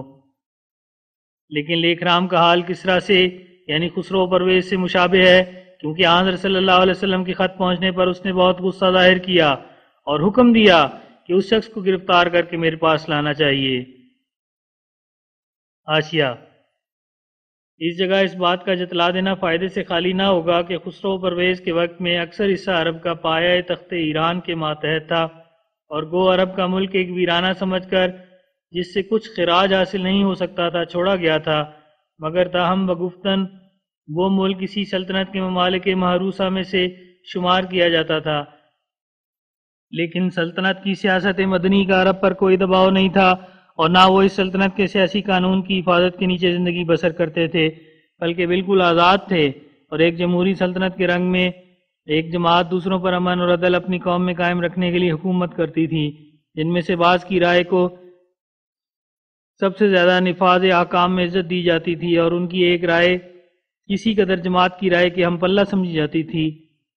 سو بدقسمتی سے کسریٰ کو اس اشتعال کا یہ بھی باعث ہوا کہ اس نے حضرت صلی اللہ علیہ وسلم کو اپنی رعایا میں سے ایک شخص سمجھا، لیکن اس معجزے کے بعد جس کا ذکر متن میں کیا گیا ہے، قطعی طور پر حکومت فارس کے تعلقات ملک عرب سے علیحدہ ہو گئے، اس وقت تک کہ وہ تمام ملک اسلام کے قبضے میں آ گیا۔ من ہو تب اس نے صوبہ یمن کے گورنر کے نام ایک تاکیدی پروانہ لکھا کہ وہ شخص جو مدینے میں پیغمبری کا دعویٰ کرتا ہے، جس کا نام محمد ہے صلی اللہ علیہ وسلم، اس کو بلا توقف گرفتار کر کے میرے پاس بھیج دو۔ اس گورنر نے اس خدمت کے لیے اپنے فوجی افسروں میں سے 2 مضبوط آدمی متعین کیے تاکہ وہ کسریٰ کے اس حکم کو بجا لاویں۔ جب وہ مدینے میں پہنچے اور انہوں نے حضرت صلی اللہ علیہ وسلم کی خدمت میں ظاہر کیا کہ ہمیں یہ حکم ہے کہ آپ کو گرفتار کر کے اپنے خداوند کسریٰ کے پاس حاضر کریں، تو آپ نے ان کی اس بات کی کچھ پرواہ نہ کر کے فرمایا کہ میں اس کا کل جواب دوں گا۔ دوسری صبح جب وہ حاضر ہوئے تو آپ نے فرمایا کہ آج رات میرے خداوند نے تمہارے خداوند کو، جس کو وہ بار بار خداوند خداوند کر کے پکارتے تھے، اسی کے بیٹے شیرویہ کو اس پر مسلط کر کے قتل کر دیا ہے۔ چنانچہ ایسا ہی ہوا، اور جب یہ لوگ یمن کے اس شہر میں پہنچے جہاں سلطنت فارس کا گورنر رہتا تھا، تو ابھی تک اس گورنر کو کسریٰ کے قتل کیے جانے کی کچھ بھی خبر نہیں پہنچی تھی، اس لیے اس نے بہت تعجب کیا، مگر یہ کہا کہ اس عدول حکمی کے تدارک کے لیے ہمیں جلد تر کچھ نہیں کرنا چاہیے جب تک چند روز تک پایہ سلطنت کی ڈاک کی انتظار نہ کر لیں۔ سو جب چند روز کے بعد ڈاک پہنچی تو ان کاغذات میں سے ایک پروانہ یمن کے گورنر کے نام نکلا، جس کو شیرویہ کسریٰ کے ولی عہد نے لکھا تھا۔ مضمون یہ تھا کہ خسرو میرا باپ ظالم تھا، اور اس کے ظلم کی وجہ سے امور سلطنت میں فساد پڑتا جاتا تھا، اس لیے میں نے اس کو قتل کر دیا ہے۔ اب تم مجھے اپنا شہنشاہ سمجھو اور میری اطاعت میں رہو، اور ایک نبی جو عرب میں پیدا ہوا ہے، جس کی گرفتاری کے لیے میرے باپ نے تمہیں لکھا تھا، اس حکم کو بالفعل ملتوی رکھو۔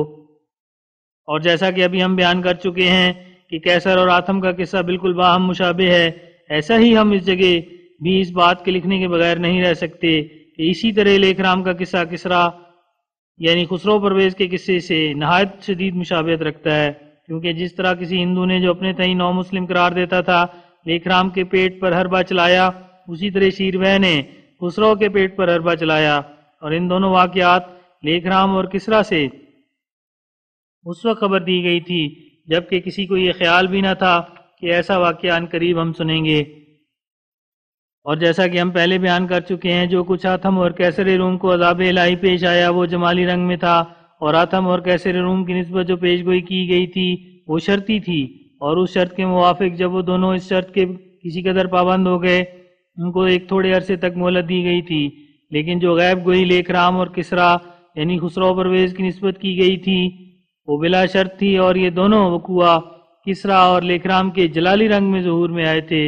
اور جیسا کہ تمام مسلمانوں کا یہ عقیدہ ہے کہ کسریٰ کا مارا جانا ایک بڑا معجزہ تھا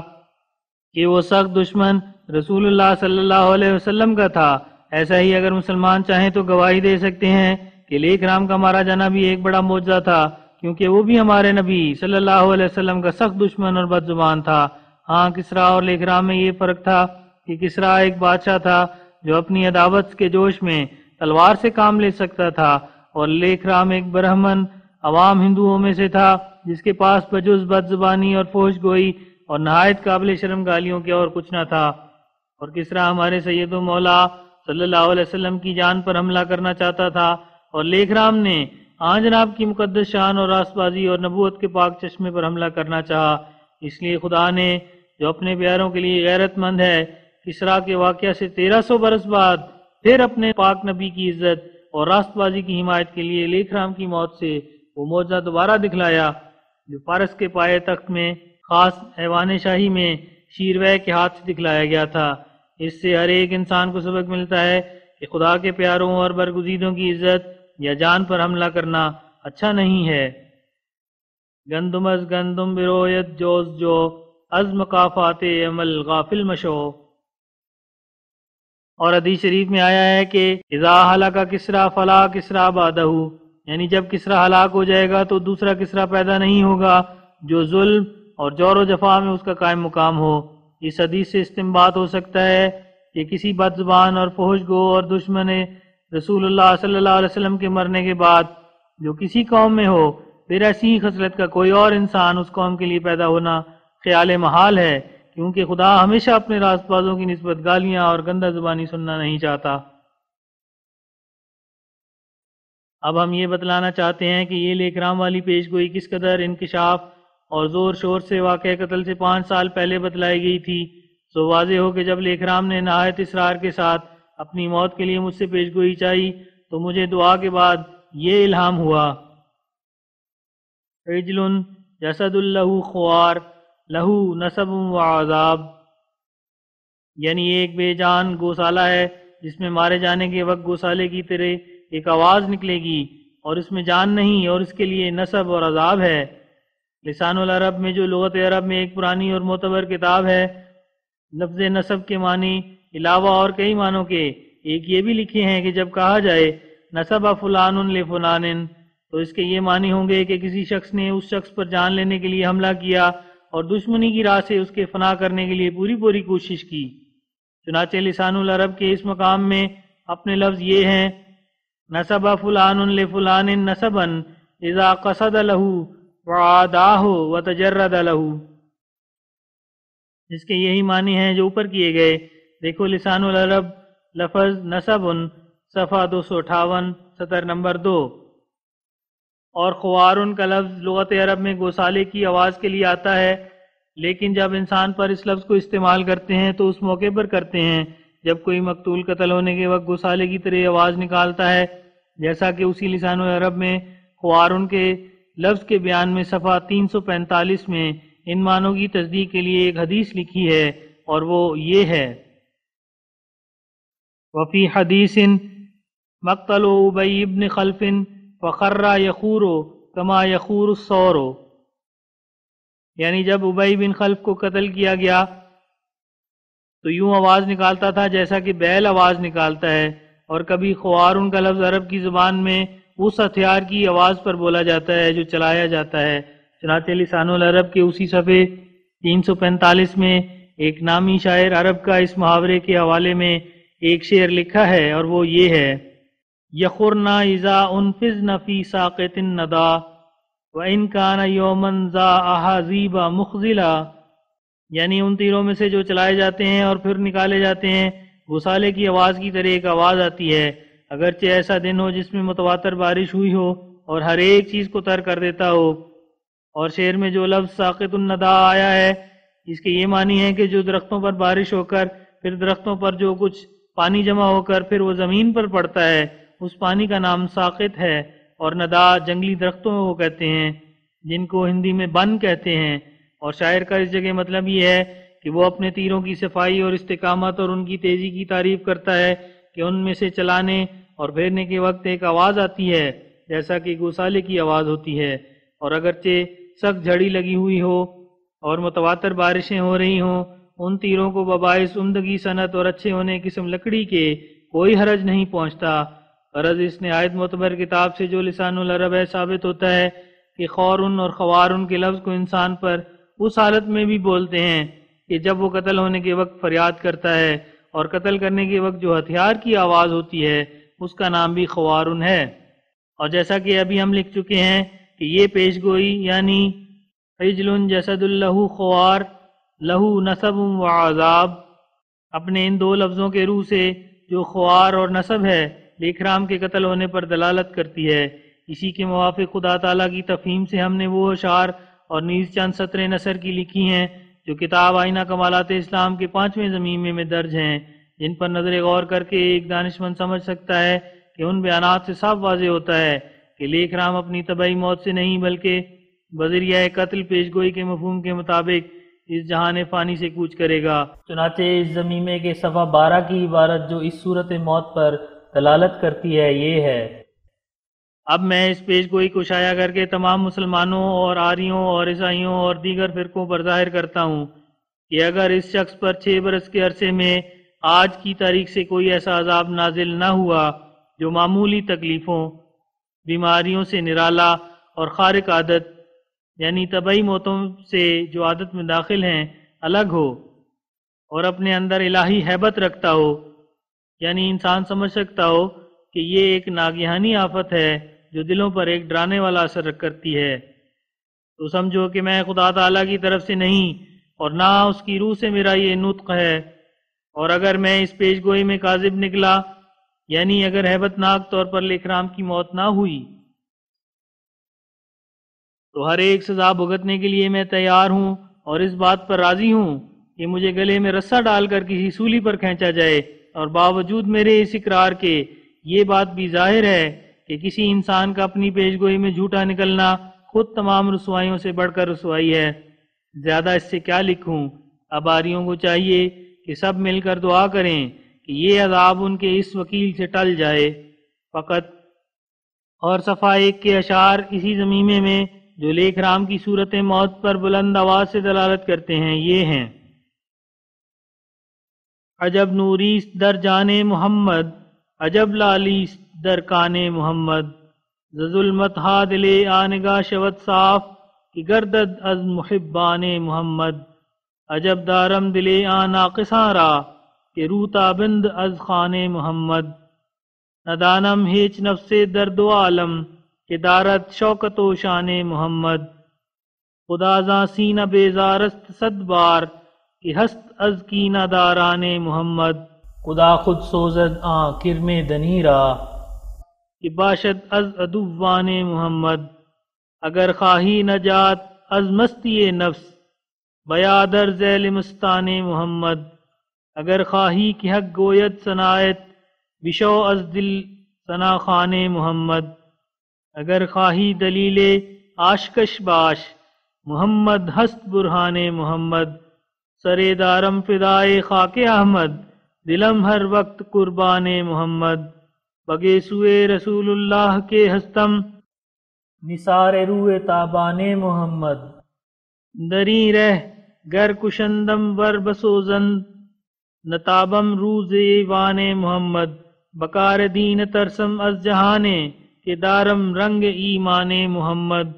بسے سہلست از دنیا بریدن بیاد حسن و احسان محمد، فدا شد در رہش ہر ذرہ من کہ دیدم حسن پنہان محمد، دیگر استاد را نام ندانم کہ خواندم در دبستان محمد، و دیگر دل برے کار ندارم کہ ہستم کشتہ آن محمد، مرا آگوشہ چشم بباید نخواہم جز گلستان محمد، دل زارم بپہلویم مجوید کہ بستی مش بدامان محمد، منا خشک مرغ از مرغان قدسم کہ دارت جابہ بستان محمد، تو جان ما منور کر دی از عشق فدایت جانم اے جان محمد، دریغا کرد ہم سجاں دری راہ نباشد نیز شایان محمد، چہیبت ہا بدادند ای جوان راہ کہ نایت کسب میدان محمد، الا اے دشمن نادان و بے راہ بترس از تیغ بران محمد، رہے مولا کے گم کر دند مردم بجو در آل و اعوان محمد، الا اے منکرے از شان محمد ہم از نور نمایان محمد، کرامت گرچہ بے نام و نشانست بیا بنگر غلمان محمد۔ لیک رام پشاوری کی نسبت ایک پیش گوئی۔ اب ان تمام اشعار سے اور مذکورہ بالا نثر سے صاف طور پر ظاہر ہے کہ علیہ کرام کی موت کے لیے تیغ بران کی طرف اشارہ کیا گیا ہے، اور موت کی قسم کو ہیبت ناک قسم بیان کیا گیا ہے جو معمولی موتوں سے نرالی ہے، اور خود لفظ نصب اور خوار کا بھی دلالت کرتا تھا کہ یہ موت بذریعہ قتل کے واقعہ ہوگی، مگر تاہم کیونکہ اللہ تعالیٰ کو منظور تھا کہ اس پیش گوئی کو زیادہ سے زیادہ واضح کرے، اس لیے اس حکیم مطلق نے صرف اس پیش گوئی پر ہی جس میں لفظ خوار اور نصب کا موجود ہے کفایت نہیں کی، بلکہ اس کی تشریح اور تفصیل کے لیے اور کئی الہامی پیش گوئیاں اس کے ساتھ شامل کر دیں جن کو ہم ابھی بیان کریں گے، مگر اس جگہ کمال افسوس سے لکھا جاتا ہے کہ بعض نادانوں کا تعصب سے یہ حال ہو گیا ہے کہ انہوں نے اس پیش گوئی کے معنوں کی طرف ذرا توجہ نہیں کی اور نہ اس شرح اور تفصیل کو دیکھا جو اس کے نیچے موجود ہے، جس میں صاف لکھا ہے کہ یہ ایک خارق عادت اور ہیبت ناک نشان ہوگا، نہ معمولی موت، بلکہ انہوں نے کمال ناانصافی سے یہ اعتراض کر دیا ہے کہ اس پیش گوئی میں تو صرف عذاب کا لفظ ہے اور عذاب سے موت مراد نہیں ہے، لیکن ان معترضین نے نادانی سے لفظ نصب کو جو قتل کی موت پر دلالت کرتا تھا اور خوار کے لفظ کو جو اس حالت پر دلالت کرتا تھا جبکہ مقتول کے منہ سے قتل کیے جانے کے وقت بیل کی طرح ایک آواز نکلتی ہے، نظر انداز کر دیا ہے، اور اگر فرض محال کے طور پر لفظ نصب اور خوار پیش گوئی میں نہ ہوتا اور صرف عذاب کا لفظ ہی ہوتا تب بھی وہ موت پر ہی دلالت کرتا تھا، کیونکہ جس قدر کامل عذابوں کے نمونے توریت اور قرآن شریف میں بیان فرمائے گئے ہیں وہ سب موت کے ساتھ تھے۔ نوح کی قوم کو عذاب ہوا، وہ کیا تھا؟ پانی کے ذریعے سے موت تھی۔ لوط کی قوم کو عذاب ہوا، وہ کیا تھا؟ پتھر برسانے سے موت تھی۔ اصحاب الفیل کی قوم کو عذاب ہوا، وہ کیا تھا؟ کنکریوں کے ذریعے سے موت تھی۔ ہمارے نبی صلی اللہ علیہ وسلم کے مخالفین کو عذاب ہوا، وہ کیا تھا؟ تلوار کے ذریعے سے موت تھی۔ ایسا ہی بہت سی امتوں پر ان کی کثرت گناہوں کے سبب سے عذاب ہوتے رہے، وہ کیا تھے؟ سب موت تھی۔ کیا کوئی ثابت کر سکتا ہے کہ جو دنیا میں انبیاء کے مخالفوں پر آسمان سے عذاب نازل ہوتے رہے وہ موت کی حد تک نہیں پہنچے تھے، صرف ایسے تھے جیسے استاد بچوں کو جھڑکی دیتا ہے یا کوئی خفیف سی درد ہو جاتی ہے؟ اللہ اللہ، تعصب کس قدر کمال کو پہنچ گیا ہے کہ میری دشمنی کے لیے اب نوح کی قوم کے عذاب اور لوط کی قوم کے عذاب اور نمرود کی قوم کے عذاب اور عاد و سمود کے عذاب اور صالح نبی کی قوم کے عذاب اور حضرت موسیٰ کے دشمنوں پر جو عذاب نازل ہوئے اس کے یہی معنی کیے جاتے ہیں کہ وہ لوگ مرے نہیں تھے تاکہ اسی طرح علیہ کرام کی پیش گوئی کی تکذیب کی جائے۔ یہ لوگ تکذیب کے لیے ہر طرف ہاتھ پیر مار کر یہ عذر بھی پیش کرتے ہیں کہ جہنم میں جو عذاب ہوگا اس میں کہاں موت ہے؟ اس کا جواب یہ ہے کہ تمام جہنمی اول موت کا ہی عذاب اٹھا کر پھر جہنم تک پہنچتے ہیں، موت کے بغیر جہنم میں کون گیا؟ اور جہنم میں بھی موت ہوتی اگر خدا تعالیٰ کا یہ وعدہ نہ ہوتا کہ پھر موت نہیں ہوگی، مگر باوجود اس کے خدا تعالیٰ نے جہنمیوں کو زندہ بھی نہیں کیا، جیسا کہ وہ فرماتا ہے اِنَّهُ مَن يَأْتِ رَبَّهُ مُجْرِمًا فَإِنَّ لَهُ جَهَنَّمَ لَا يَمُوتُ فِيهَا وَلَا يَحْيَا، یعنی جو شخص مجرم ہونے کی حالت میں مرے گا اس کے لیے جہنم ہے کہ وہ اس میں نہ مرے گا اور نہ زندہ رہے گا۔ اب دیکھو کہ جہنمی کے واسطے زندگی بھی نہیں، وہ ابدی عذاب کے پورا کرنے کے لیے موت بھی نہیں، ماں سوائے اس کے لیے کرام پر تو اسی دنیا میں یہ عذاب کا وعدہ تھا نہ کہ آخرت میں۔ بس یہ عذاب نوح کی قوم کے عذاب یا لوط کی قوم کے عذاب یا دوسری ان قوموں کے عذاب سے مشابہ ہونا چاہیے جو دنیا میں ہوئے، جس عذاب سے وہ لوگ مر گئے، نہ کہ جہنم کے عذاب سے جو اس دنیا کے بعد ہوگا۔ اس قدر تعصب ہے اور کیسے ہاتھ پیر مار رہے ہیں کہ کسی طرح خدا کے نشانوں کو خاک میں ملا دیں۔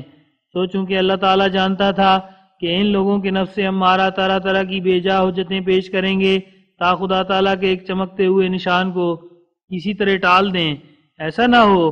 کہ وہ ان کے دل میں اترے اور ان کے سینے کو خدا کی معرفت سے روشن کرے۔ اس لیے خدا علیم و حکیم نے کئی دفعہ کئی الہاموں میں اس پیش گوئی کو بیان فرمایا اور کھلے کھلے طور پر اس کی تفہیم کرا کر وہ عبارتیں میری کتاب میں درج کرائیں جو ابھی لکھ چکا ہوں۔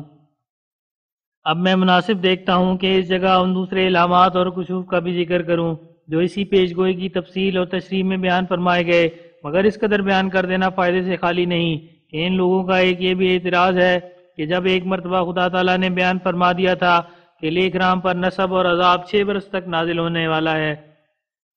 تو دوسری پیش گوئیوں کی کیا ضرورت تھی؟ اس کا جواب یہ ہے کہ دوسری پیش گوئیاں اس پیش گوئی کے لیے بطور تفصیل اور شرح کے ہیں تا نادان معترض پر بکمال و تمام حجت پوری کی جائے، اور اگر یہ جائز نہیں ہے کہ خدا تعالیٰ اپنے بعض الہامات کو دوسرے الہامات سے تشریح فرماوے، تو یہ اعتراض خود خدا تعالیٰ کی کتاب پر ہوگا کہ مثلا جب اس نے سورہ اخلاص میں ایک مرتبہ فرما دیا تھا کہ قل هو اللہ احد اللہ الصمد لم یلد ولم یولد ولم یکن لہ کفوا احد،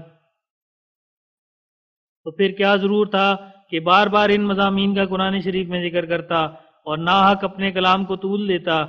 اب دیکھنا چاہیے کہ یہ نادان فرقہ میری پیش گوئی پر اعتراض کر کے کس طرح خدا کی کلام قرآن شریف کو بھی مورد اعتراض ٹھہراتا ہے۔ اب ہم باقی الہامات کو جو اس پیش گوئی کے لیے بطور تشریح ہیں ذیل میں لکھتے ہیں اور ناظرین سے توقع رکھتے ہیں جو وہ غور سے سوچیں اور عمدن خدا تعالیٰ کے نشانوں کی تکذیب کر کے بعض پر اس کا نشانہ نہ بنے۔ واضح ہو کہ پیش گوئی مذکورہ بالا کی تفصیل اور تشریح کے لیے ایک اور الہام ہے جو لیک رام کی موت سے قریباً 5 سال پہلے شائع کیا گیا، چنانچہ وہ میرے رسالے کرامات الصادقین کے اخیر میں یعنی ٹائٹل پیج کے اخیر صفحے پر 8ویں سطر میں درج ہے، اور وہ عبارت جس میں الہام مذکور ہے یہ ہے وَمِنْهَا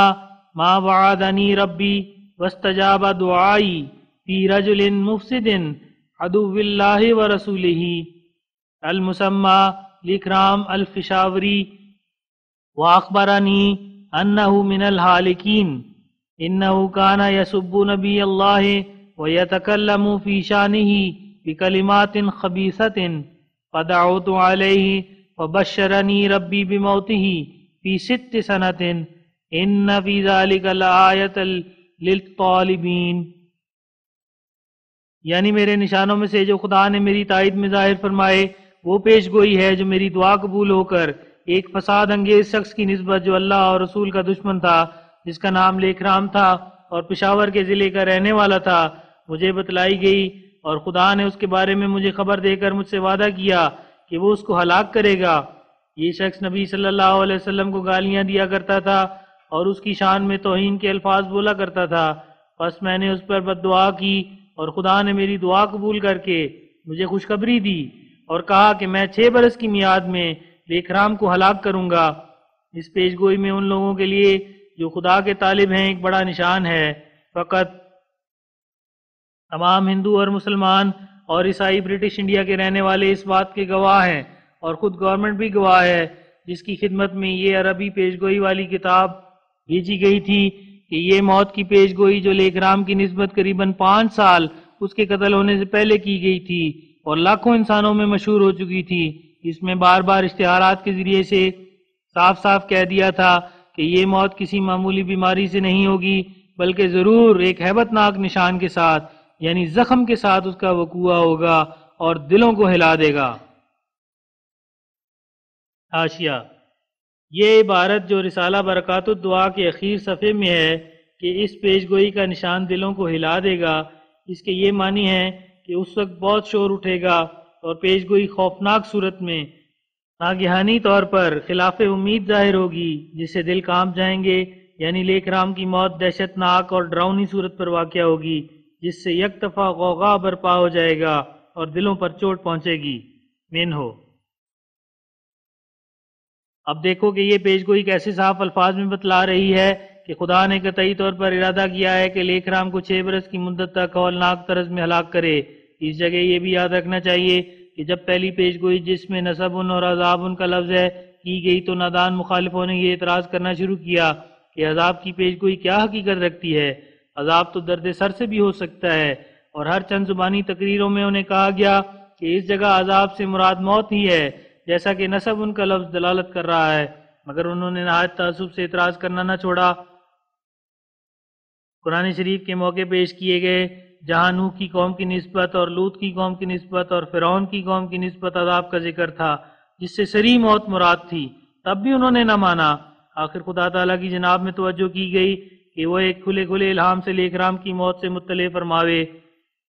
تب خدا تعالیٰ نے وہ الہام عطا فرمایا جو اوپر لکھا گیا ہے، جس میں عربی عبارت میں بکمال تشریح و تفصیل دیکھ رام کی موت کی نسبت پیش گوئی کی گئی ہے کہ وہ 6 برس کے اندر ہلاک کیا جائے گا، لیکن اس اعلان کے بعد بھی متعصب طبیعتوں کا شور کم نہ ہوا اور انہوں نے کہا کہ ہمیشہ لوگ بیماریوں سے مرتے ہی ہیں اور صحت بھی پاتے ہیں، یہ کچھ پیش گوئی نہیں، اور ظلم کی راہ سے یہ خیال نہ کیا کہ بے شک موت کا سلسلہ جاری تو ہے، مگر یہ کسی انسان کے اختیار میں نہیں کہ کسی کی موت کے لیے کوئی تاریخ اور مدت مقرر کر سکے۔ مگر پھر بھی متعصب اخباروں نے شور مچایا کہ یہ پیش گوئی گول مول ہے، اور ہر چند سمجھایا گیا کہ اب تو الہام کے ذریعے سے صریح لفظوں میں موت کی خبر دی گئی، مگر وہ ظلم کی راہ سے لوگوں کو دھوکہ دیتے رہے اور کہتے رہے کہ موت کا سلسلہ بھی تو انسانوں کے لیے جاری ہے، اس میں ہیبت ناک نشان کون سا ہے؟ چنانچہ انیس ہند میرٹھ نے، جو ہندوؤں کی طرف سے میرٹھ میں ایک اخبار نکلتا ہے، اپنے پرچے 25 مارچ 1893 میں یہی اعتراض کیا اور یہ لکھا کہ ایسی پیش گوئی مفید نہیں ہوگی اور اس میں شبہات باقی رہ جائیں گے، مگر چونکہ مجھ کو اللہ تعالیٰ نے اپنے متواتر الہامات سے بخوبی سمجھا دیا تھا کہ اس پیش گوئی سے موت ہی مراد ہے، اور موت بھی قتل کی موت اور ہیبت ناک موت، اس لیے میں نے ایڈیٹر انیس ہند میرٹھ کو بھی وہ دندان شکن جواب دیا جس کو میں نے اپنے رسالے برکات الدعا کے ٹائٹل پیج کے صفحوں میں انہی دنوں میں پیش گوئی کے وقوع سے قریباً 5 سال پہلے شائع کر دیا ہے۔ میں مناسب دیکھتا ہوں کہ وہ جواب جو قتل لیک رام سے ایک زمانہ دراز پہلے میرے رسالے برکات الدعا کے ٹائٹل پیج پر چھپ کر شائع ہو چکا ہے، اس جگہ اس رسالے میں سے نقل کر دوں سو وہ یہ ہے۔